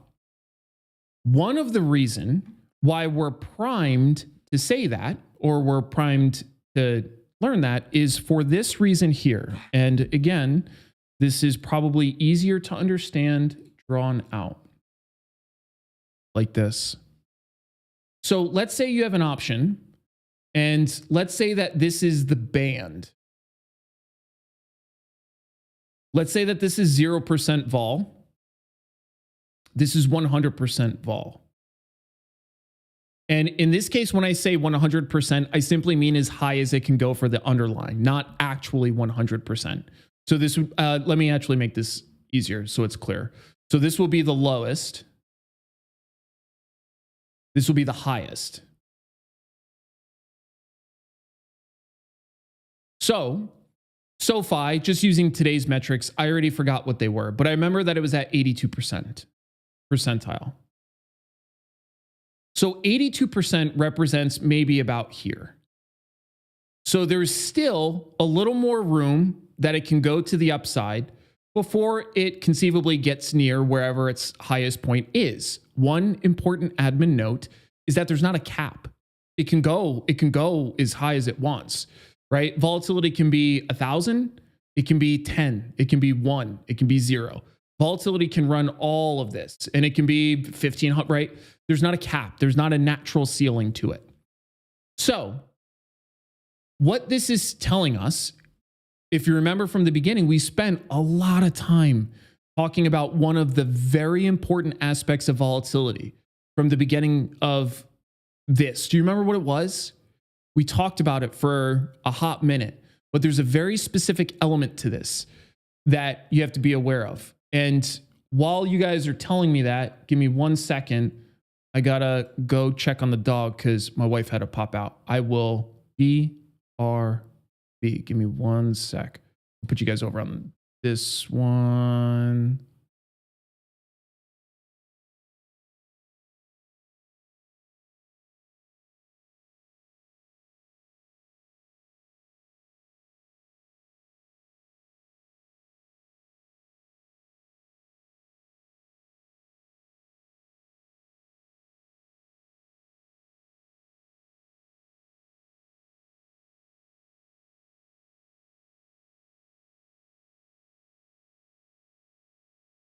All right, hiatus over.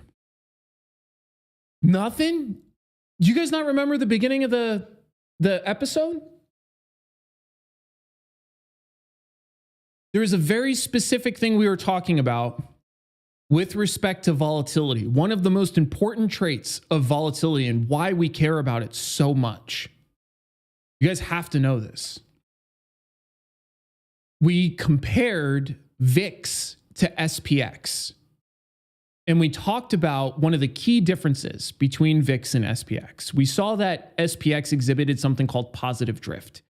We noticed that VIX, which is literally the volatility of SPX, exhibited mean reversion.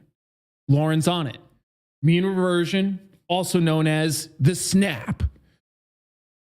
The reason why all this matters and the reason why you're taught to sell when IV is high is because the expectation is mean reversion.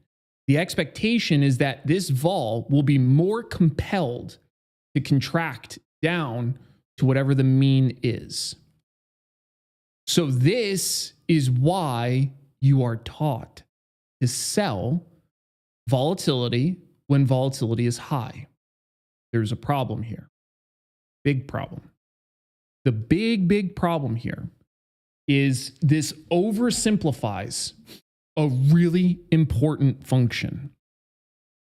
What this does is it overemphasizes the impact of volatility as compared to the impact of delta. Take a pause there. I want to make sure that that point is clear. When we see this, it means we're prioritizing mentally the movement of volatility. We are desensitizing the prioritization of delta. Unless you are truly isolating delta, it can overwhelm this volatility input. And I'll show you exactly what that looks like. I gotta let Thor.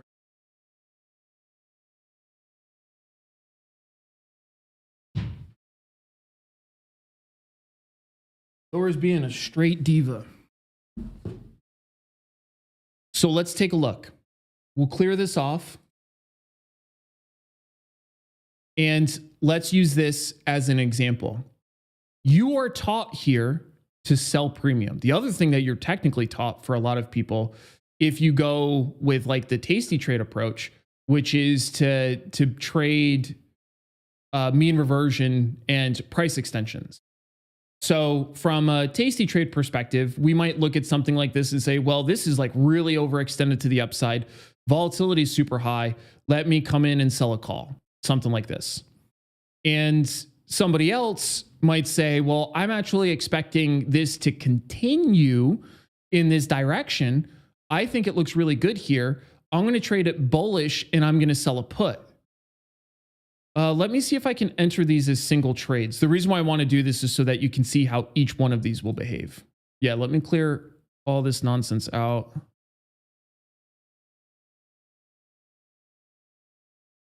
Perfect. So we have this one. We have the person that sold a put. I'm giving you 3 scenarios. And then we have somebody else, the enterprising trader, who is more interested in isolating profit mechanisms that instead says, you know what, I'm actually going to buy a call instead of these other ones. And now this, one of these I have to move us back in time. I think maybe this one, which is November 8th. So that you guys can see what this, there it goes. So first person says price is extended to the upside. I favor it to the downside. Volatility is high. I'm going to sell a call. Second person says, I like it to the upside. I don't want to trade against the trend, but I'm going to sell premium because volatility is high. Third person says, I think it's going to go up more. And I don't care that volatility is high. I think the price movement is going to be bigger than any change in volatility. The price movement is represented by delta. So if we take a look at the options chain quickly, you can see that Vega here, which we know Vega is the rate of change of premium relative to changes in implied volatility. Vega is 0.02. So every 1 point move in vol will change this by 0.02. Whereas delta for every 1 point move in the underlying is going to change it by 64 cents. So what that tells us, in order for this move to overwhelm the delta component of this trade, you literally can do the math. You need this, essentially you need vol to change by 32% in order for that volatility to overwhelm a 1 point move in the underlying. So somebody knows that, and they're playing the directional move instead. Okay, so let's just fast forward this quickly, and we'll go straight to expiration, which is, in this example, 20 Ds. So we'll go here.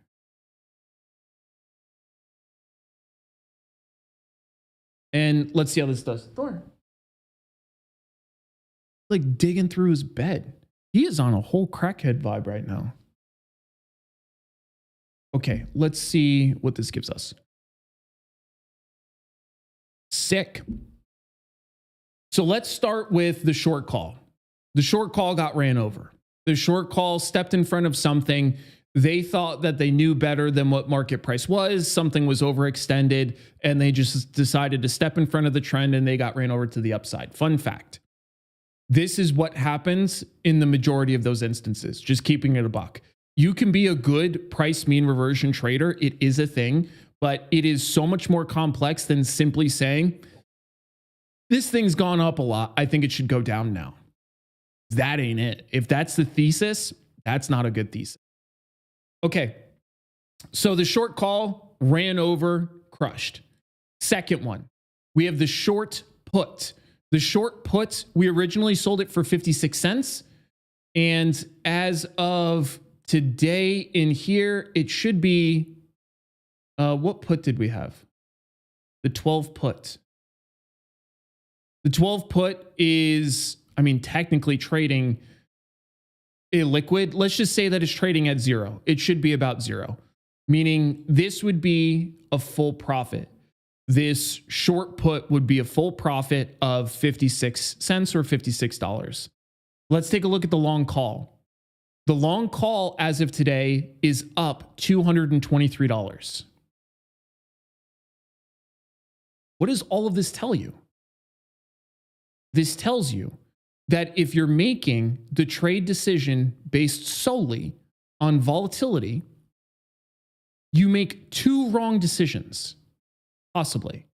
The first decision is if you're a contrarian trader trying to trade a downside move and you default to that, you just stepped in front of a moving trade and just lost in terms of direction. The volatility did not help you.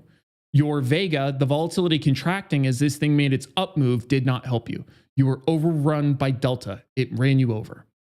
This one, best case scenario, you made max profit. That's awesome.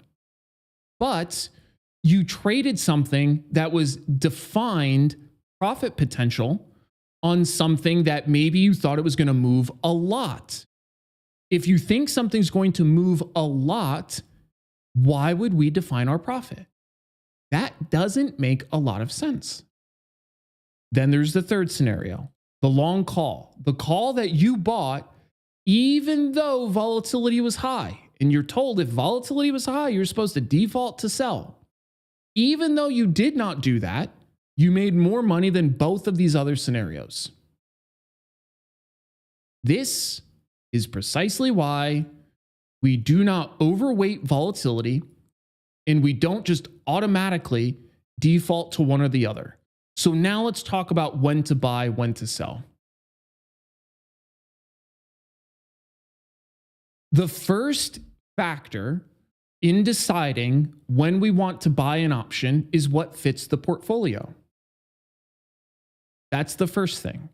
The reason why portfolio fit matters is because that ultimately is the governing decision of what needs to go on. So you all know, in terms of my approach to trading and portfolio management, it always starts at the portfolio.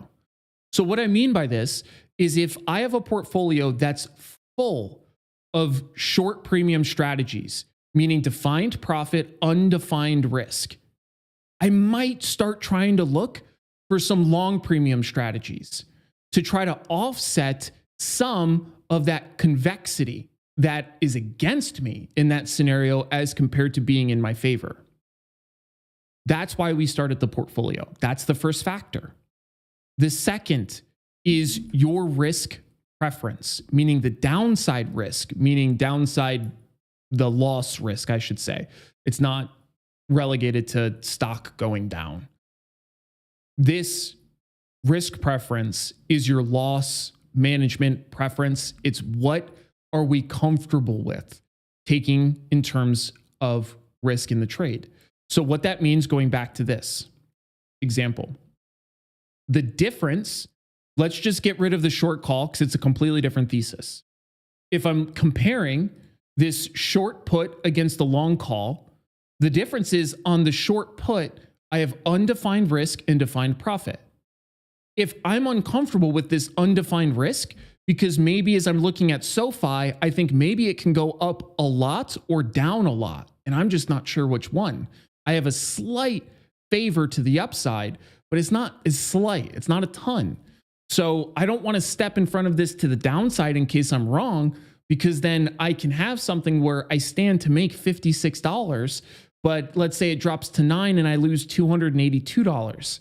That's not a great risk reward profile. That's the risk preference.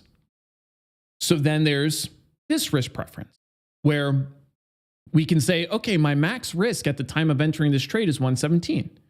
I'm okay with that because that means if it moves a lot in my favor, I make more than the other scenario. And if it moves a lot against me, I make a lot in this scenario. Or I lose less in this scenario. Slightly more optimal. Joe says straddle or strangle. That's if you don't have a directional preference. And the straddle or strangle won't make as much money if it does, in fact, move in the direction that you might think it does. So the way to think about using a long straddle or strangle is if you just expect movement, but you really don't have a sense of which way it's going to go.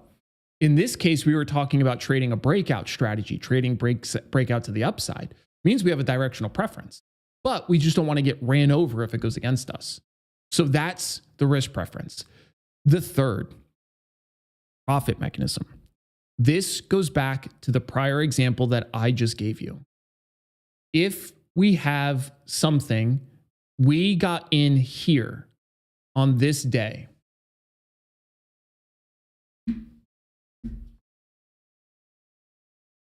We got in here. Here, I think it was here. We got in here or here, whatever. One of these two. While it's doing this, if my profit mechanism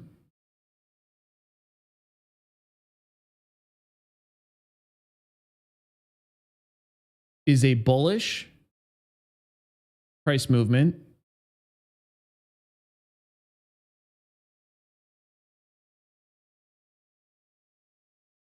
breakout,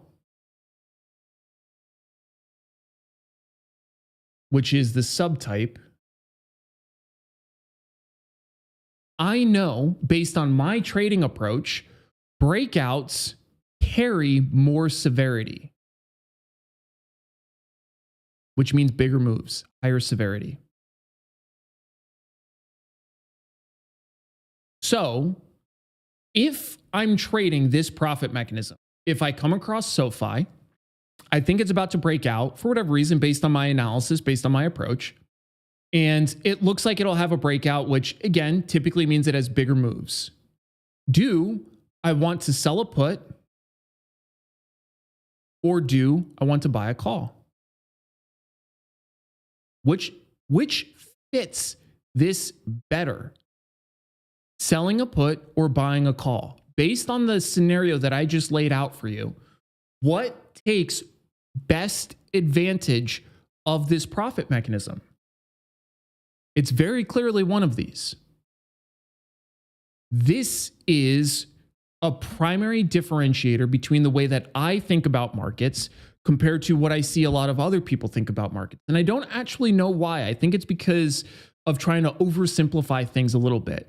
The problem is if you oversimplify things too much, it kind of sucks. And it kind of sucks because it sabotages the nuance, which is where a lot of the potential is. Because in this scenario, both of these would have won. Both of these made money. But the difference is this made way more money, 4 times the amount of money than this one did. So what ends up happening is you have people that default to selling options because it's a higher probability trade. They like the idea of winning frequently, but then this might not make any sense based on the profit mechanism. So that goes back to this point. When we're making the decision on buying versus selling, one of the factors, portfolio fit. Second factor, risk preference of the difference between buying and selling premium, which you're aware of now. The third factor is what is the profit mechanism and what makes more sense for that profit mechanism. The fourth factor is now ancillary overlays, as I refer to it as. This is where we get into the fine-tuning details of things like, do I have an opinion on being short theta, long gamma? Do I have an opinion on that for this specific trade if nothing here stacked up in my favor? Or if nothing here naturally diverted me into buying versus selling? Ancillary overlays is if I get through all of this, agnostic to buying or selling. Risk preference, don't care buying or selling. Profit mechanism is price direction up, but it's not really, I'm not expecting a whole lot of movement, although it could be. So we're still at the point where buying or selling can make sense. Now it might make sense to say, what's implied volatility percentile at? Does that make sense for this position? Matea says, I prefer sold the put. And Joe says, I prefer selling puts as well. And that's okay. People will have preferences. The problem with preferences like that is they're objectively suboptimal. So you have to accept that. But that's okay. You can trade suboptimally. You don't have to overfit and have things as optimized as possible. What I can tell you is it's better to have things as optimized as possible. It's how I've been trading. Like I said, I just wrapped up my 18th year of trading. It's how I've been doing this for so long. So there's nothing wrong if you choose and you're like, I'd rather just sell the put versus buying the call. I prefer it for these, X, Y, and Z reasons.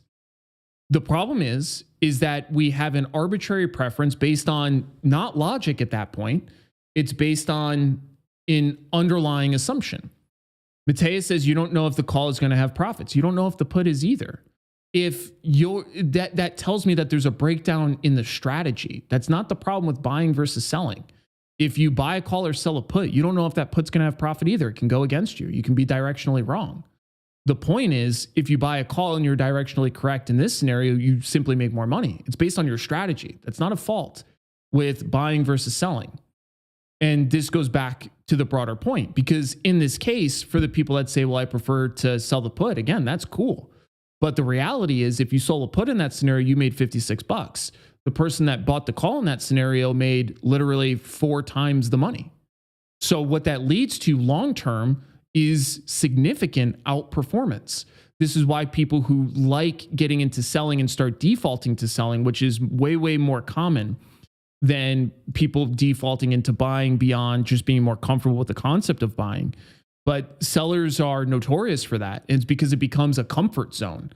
They become comfortable because it's a higher probability trade. And it's okay. You can be comfortable, but there's a cost for comfort. You're not going to make as much money. That's just how it's going to go. And that's okay. For some people, that might be slightly more preferential, and that's totally cool. It really is totally cool. It's up to the individual trader to figure it out. But as I always try to remind traders, what's most important, in my opinion, is going into things eyes wide open, objectively saying, I prefer selling puts. I know it's suboptimal. It's suboptimal for this reason, this reason, this reason, these reason, but I still prefer it for these reasons, and I'm okay with that trade-off. That's cool. That is completely cool. But what a lot of people do is they shy away from that because they get uncomfortable and they don't want to look at the suboptimal components of what they're doing, because then we're acknowledging that what we're doing like truly isn't fully logical, and that can be difficult for people to swallow. But yeah, I have absolutely no issue with people that have a general preference one way or the other. The downside to it is you're going to see it in your performance, and you could be okay with that. But for somebody like me, it's not okay. Like my job is to trade as effectively as I can, given my sets of parameters, to make as much money as I possibly can. And it's how I made so much money through trading before I was 30, is by optimizing in this way. So just food for thought. Okay, so that wraps us up for the session today. Now, I have some homework for you guys. One of the things I'm going to give you, and then we'll get into open Q&A. I'm not done yet, but I just want to give you your homework in case you do have to bounce, because I know we've been on for a little while, which is here. Let me find it.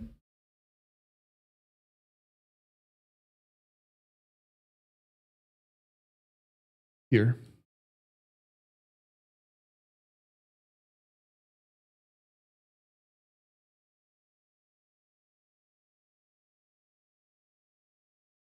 So this is your homework. The takeaway for today is to go and select 4 stocks. Actually, you could do 2 stocks. You don't even need 4. Select 2 stocks. And you want one that you're bullish in, and you want one that you're bearish in. Then, in both of those stocks, based on aligning with your disposition, create a long premium strategy and a short premium strategy, and just compare, see how they go. So the way that this would work, just to summarize, actually, I realize I need to add the timestamp here for homework. 53, just call it 153. This will be episode 2 homework. So what you'll do is you'll say stock XYZ, I'm bullish. The profit mechanism, if you're following the outlier strategy process, we codify what the profit mechanism is. If you're unfamiliar with what the outlier strategy or outlier trade process is, I have 2 videos. It's completely free. There's nothing attached to it. It's just to give you a framework on how to think about these things a little more effectively. Because they're frameworks that I built for myself for that exact reason. So those are the 2. So I threw them in the chat there, and then I'll also throw it in the video notes so that you have that. Let me grab this other one really quick. Cool. Okay. So profit mechanism here is going to be price direction up. The subtype is whatever the subtype is. It can be drift, it can be breakout, it can be catalyst, whatever it is. And then based on that, I'm going to structure 2 different trades in the same underlying. So I know I'm going to trade I'm going to put on 2 bullish trades in here. So this one I might sell a put, and this one I might buy a call. So this is the first one. Then you do it for another stock that you're bearish in. So stock ABC, we're bearish. You go through the same process, and then here, maybe we sell a call and then buy a put. Like that. So that's the homework.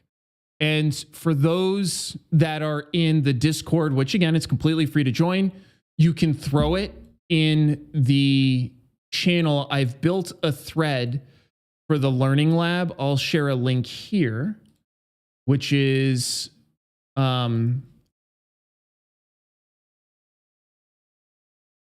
a thread for essentially collating stuff around this.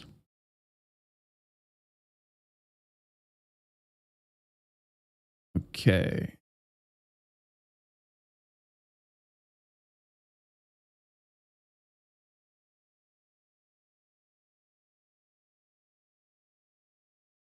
So the link to that is here.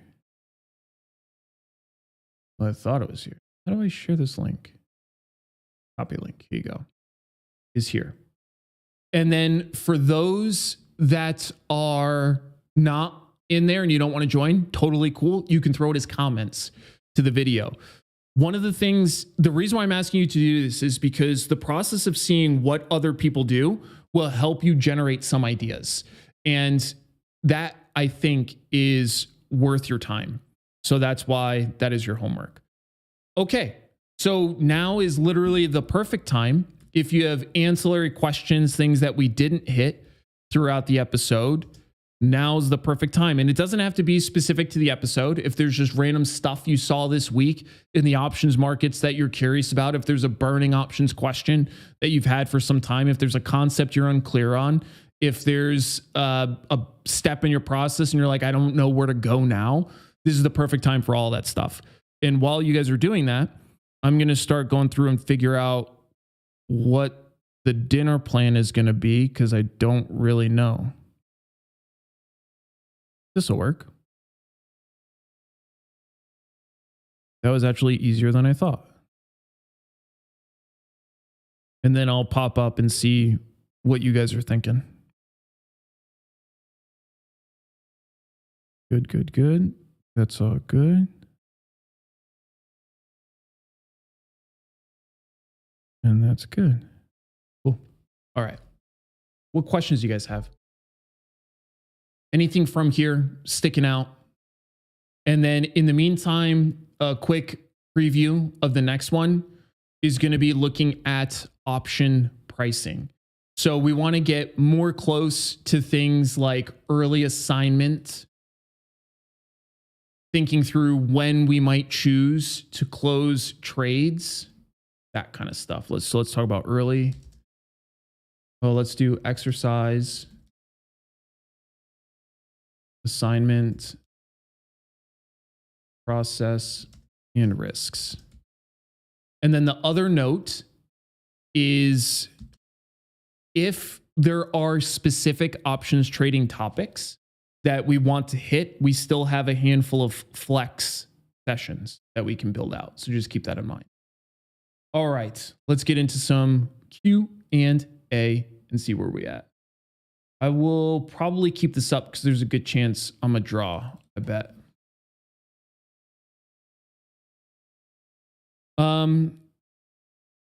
Reese says, Toss had NVIDIA IVR at 0, which may be tempted to buy options.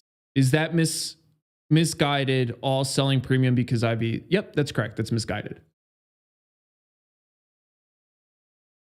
The reason why it's misguided is based on that alone, there are 2 things to keep in mind. And let's take it back to basics. Clear all this out. If I buy to open, we know I need movement.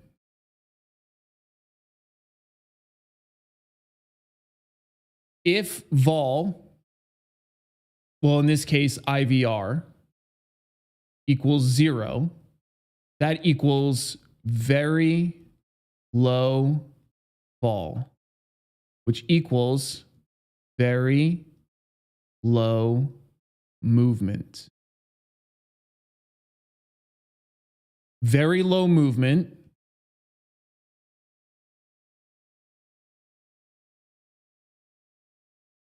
does not equal need movement. So while you might say, I'm going to buy to open a straddle because I think vol will go up, this is still a secondary profit mechanism. Primary is still delta. So the way that I would look at that specific trade, Reese, is let's say that I was bullish in NVIDIA or bearish, whichever. I have a directional preference in NVIDIA.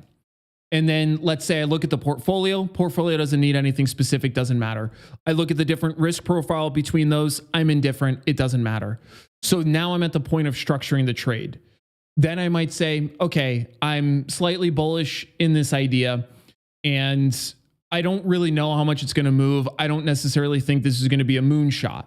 So then what I do is super, super simple. We come out of on demand. We go into NVIDIA. And then we say, let me just clear this out.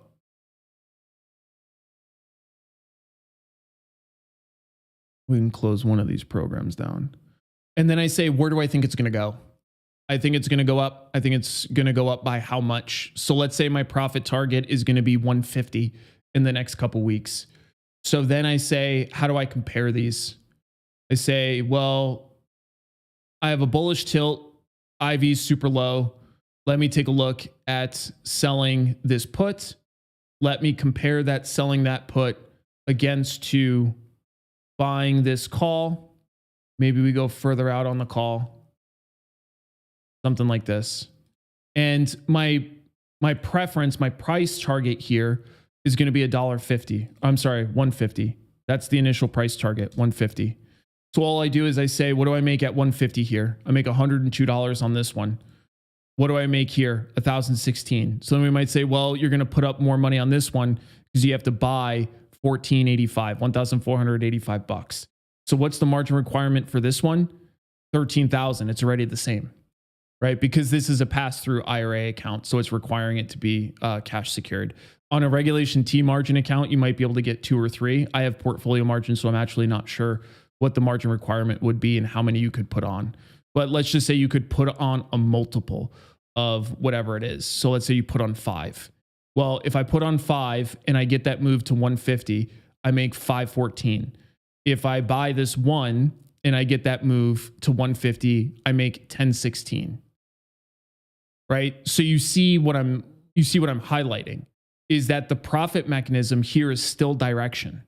Now, if I look at these and the difference is negligible based on my price target, let's say I don't think it's going to go up that high. Let's say looking at this price and all this stuff, I think it might go to 141 and we analyze the difference instead at 141, it will be much tighter. So 141, we make 405 here, 141 on the put. Why is that showing it losing money? I'm confused. Oh, is it because it's lower than now? It's not. What the? Are the dates messed up? There it is. The thing down here was using old dates. That's why I was so confused. So if I sold 5 of these and it goes to 141, I make 415.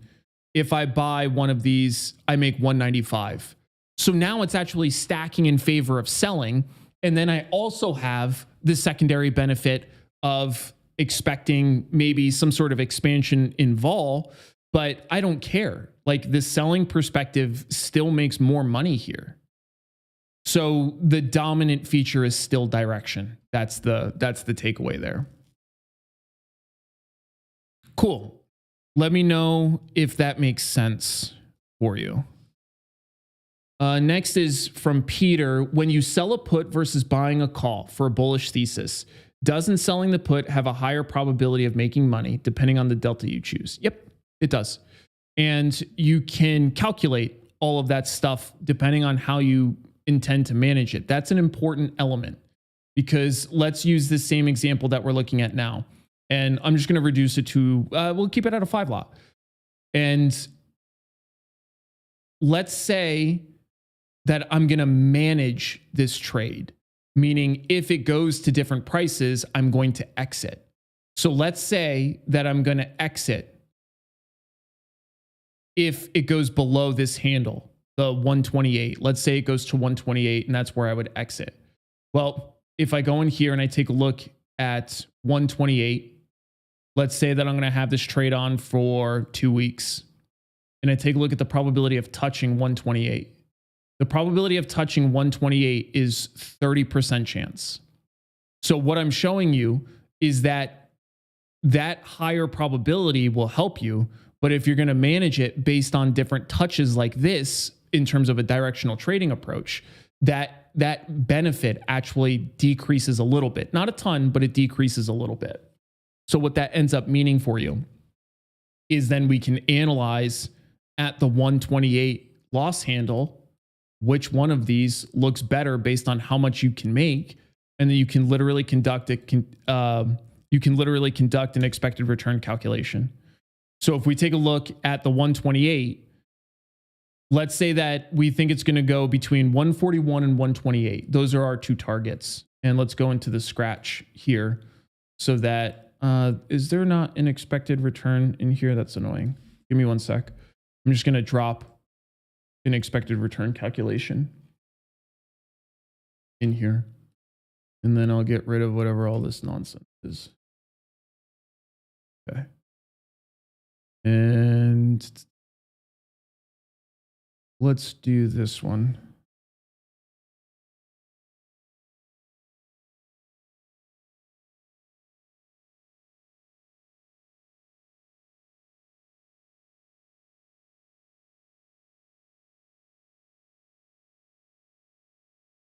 So now we'll take a peek.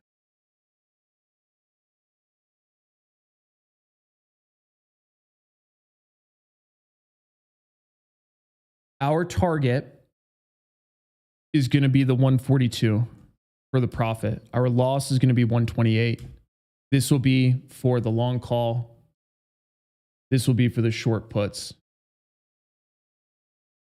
So we already know, we already did some of the math here, and we already know that the probability of hitting the 128 was what, like 30% or 28%? I already forgot because, you know, I have the memory of a goldfish. 28.5%.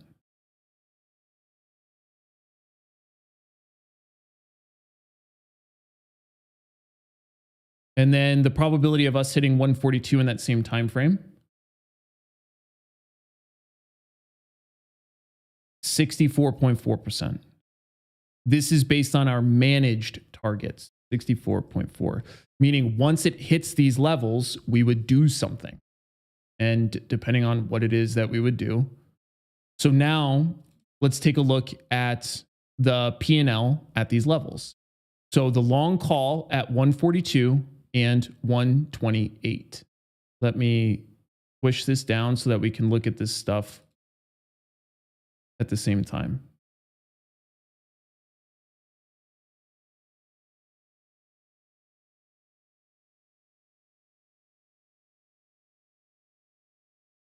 And then we'll go to the risk profile. So now all we do We're on the short put, so we'll start with that. At 142, we make 555 up to 1650. So we'll put 555 to start, and then we have to add another column specifically for the short puts because it's going to change the time frame. So this will be short puts managed, and then there will be short puts expiry. And then at expiry, that would be 1650.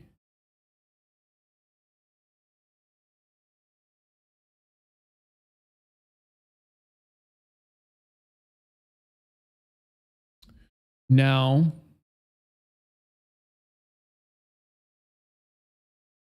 we need to also do the loss side at expiration, which would be for those short puts 21 Feb. So we'll use that here. The reason why it's important to do that is because you'll see that it actually opens up the expected moves quite a lot. So then there will be two series of probabilities that we're going to be talking about. There will be at expiration and then prior to expiration. And we'll do this for both. So this will be probability at a management point. And then this will be probability at expiration. This will be at a management point. And then this will be the long call. Same thing. And this is literally something you all can do for yourselves to understand how this stuff works and to get more comfortable with the behavior of these. So right now we're starting with the management point. Let's just finish the management point through for all of them. And the management point, I'm using a prospective 2-week time frame for something like that. So then the 128s, or at 128, this would make lose 2064. 2064. And now let's take a look at the long calls quickly.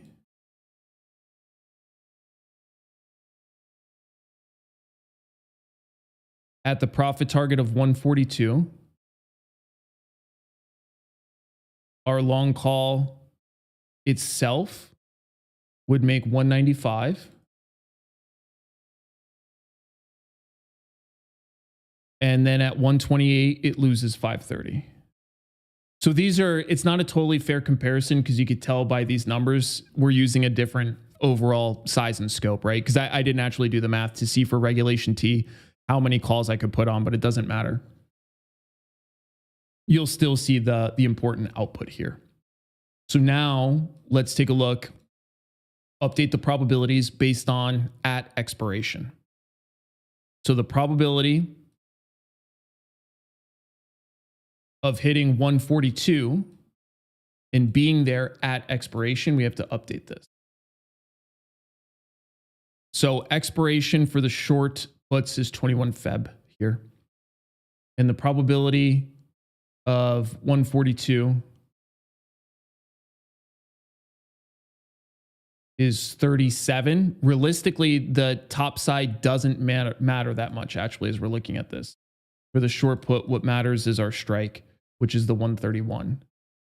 So what's the probability 21 Feb of being above 131? 66.6. 66.6% chance. And then the probability of being below that, less the credit, which is 131 minus 3. So let's just call it 127.5. Same expiration. 127.5. Below that, 25% chance. And then our risk at that level at expiration would be 2064. So I have to move this number over. And then at 128 before that would be 1814. And then I'll summarize all this for you so that you kind of know what the fuck is going on.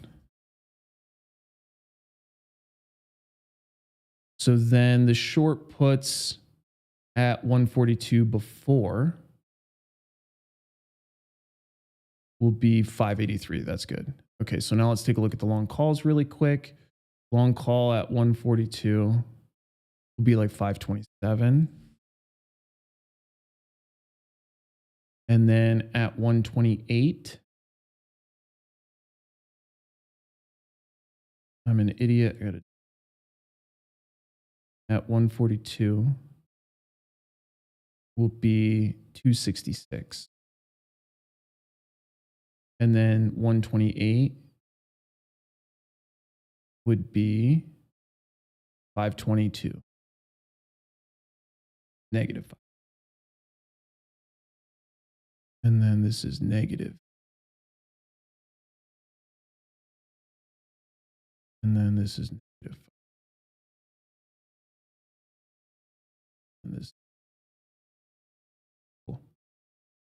Now, what I've just made is an entire matrix that we can objectively analyze this. Now, one thing to keep in mind is you don't have to do after each trade that you do, or you'll get a sense of what these numbers are going to be. So that's the benefit. You'll develop a little bit of intuition here. But what we can do is we can figure out the expected return for both of these scenarios. So we could do expected return for a managed position, and we could do expected return at expiry. And then we can compare these. Expected return. We'll just do it actually down here.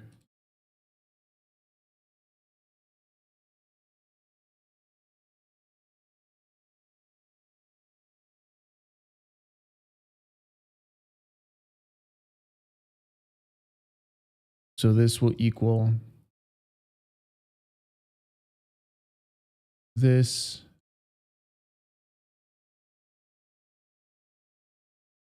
Well, hold on. You guys know how to do this. What? Yeah, I just realized I'm about to start building this whole thing out for you.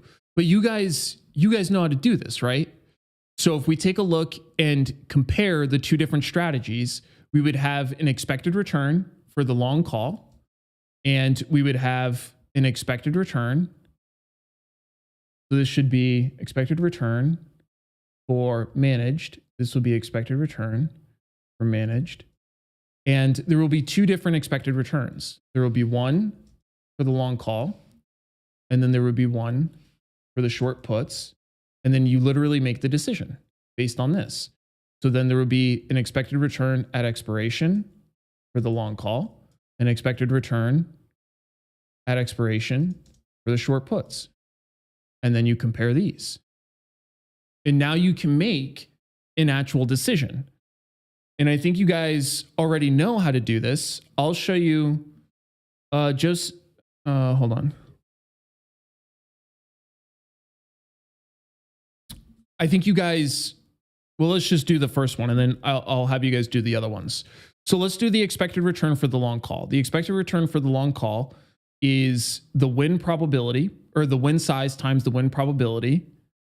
And in this case, we have to do plus because this is a negative number, plus the loss times the loss probability.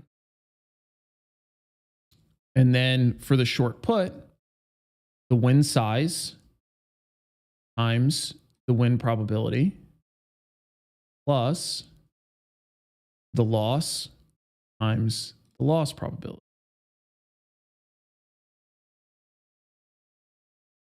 And you can see from this perspective which one looks good out of the gate. And then you could do the same thing. This is looking at a managed position. This is looking at expiration.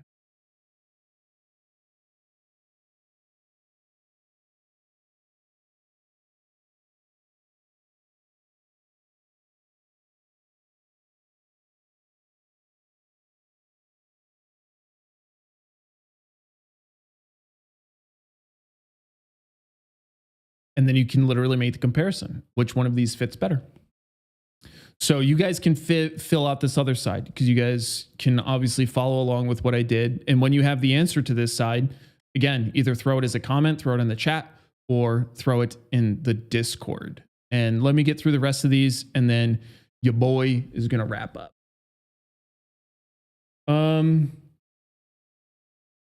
Alberto said, okay, so you guys already answered that. M54 says, how often do options traders exercise their contracts, or is it mostly trading the contract? The overwhelming majority is traded. It's like over 70%. Exercise is a subset of that. I want to say it's like 15 or 18% or maybe the low 20s, but it's a minority of instances. Theta says, what would be a good strategy for you that combines both selling and buying? For me, it would be ratio diagonals. That is a way that I combine both buying and selling. But the reason why I combine both buying and selling in that context is to take advantage of the risk profile of buying and selling specifically, which is a little bit different than the sake of like buying and selling, again, just for like the sake of reducing risk or something like that.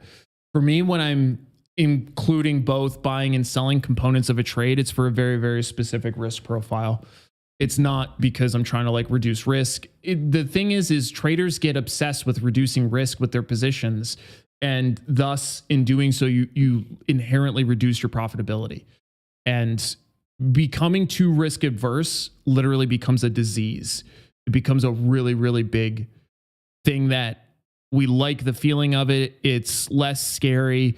But if you condition yourself to trade, for example, like naked premium strategies, and you just size appropriately, you realize it's actually not that scary. And the risk is completely capable of being controlled effectively. So yeah, that's the main time that I would be mixing buying and selling, or doing buying and selling at the same time, would be via a ratio call diagonal. The other example could be something like the covered strangle that I run, which is what I consider to be a superior alternative to the wheel, but that's buying equity and then selling options. So a little bit different. Capital Ape says, do you recommend selling premium on leveraged ETFs? If you want. I have a covered strangle on right now in UPRO and TQQs, so it can be fine, but you just have to understand the ticker, like the product in that case that you're trading, and be comfortable with it. But yeah, I mean, it can work okay. You just have to have a solid management plan in place for it, because it can also be really, really destructive at the same time if you don't. Lauren says, this is the part that stresses me out, not because I'm lazy and don't want to do it, because I don't know how. And that's why we're doing this exact thing together here, is to show you how. And this is a really easy way to think about managing risk. And I have a video that talks about this exact process of how to do this kind of thing. And the main goal here is to quantify different levels so that we can make an objective decision off of actual numbers.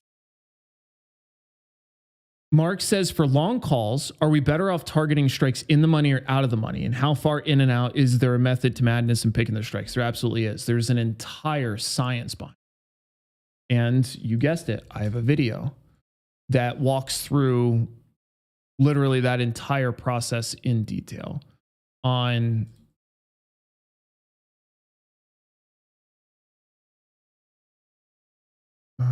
let me see.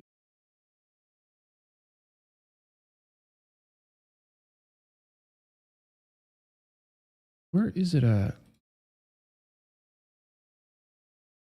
Here we go. This one. So Mark, this video will walk you through that in its entirety.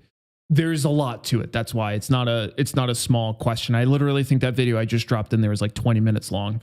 And it's because it goes through the striking a balance between the various deltas and stuff. The Cliff Notes version is you have to think through what expiration makes sense. Then within that expiration, the strike selection really is not about the strikes at all. It's all about delta, gamma, and theta. Those are the main inputs in deciding what you want to buy. So the way I look at it is I don't even care what the strike price is. It literally is meaningless to me. What matters are the Greeks that I'm trying to pick up for the trade idea. And that will depend on how much you're expecting the thing to move. If you expect something to move a lot, then you can make way more money by building what we call units, which is using further out of the money options that have high gamma, so they're not super far out in time, so that they'll compound a lot. If you're expecting medium amount of movement, then that's typically how I structure them. I'll use options that are at least 60 days to expiration, preferably 90 as at a minimum for the long option component. And that's because it decreases the overall theta decay per day. Even though you're paying more money outright, I'm not taking it into expiration. Then I use a higher delta to start. One, because it also decreases theta decay, but you will also get a better dollar for dollar move with the underlying. So if I have a delta that's 80 or 70 or even 60, as the underlying goes up $1, that is going to move by 60 cents. So the underlying gives you $1 move, that gives you 60 cents. You're collecting a good bit of that. If you have a really low delta option of 10 delta, if the underlying moves $1, you get fucked and just have $10 to show for it, meaning a 10-cent move. So the only time that the out of the money start to make a lot more sense is if you're expecting a really, really big movement, which for me, a lot of times I will add them to something like a ratio call diagonal. I call them kicker options. And they add like a little bit of a kicker to the trade if it goes in your favor. But then you still have the primary base of the trade, which is the in the money options, lower theta decay, but they move better for dollar with the underlying itself. So that's the high level overview of that like 20-minute video.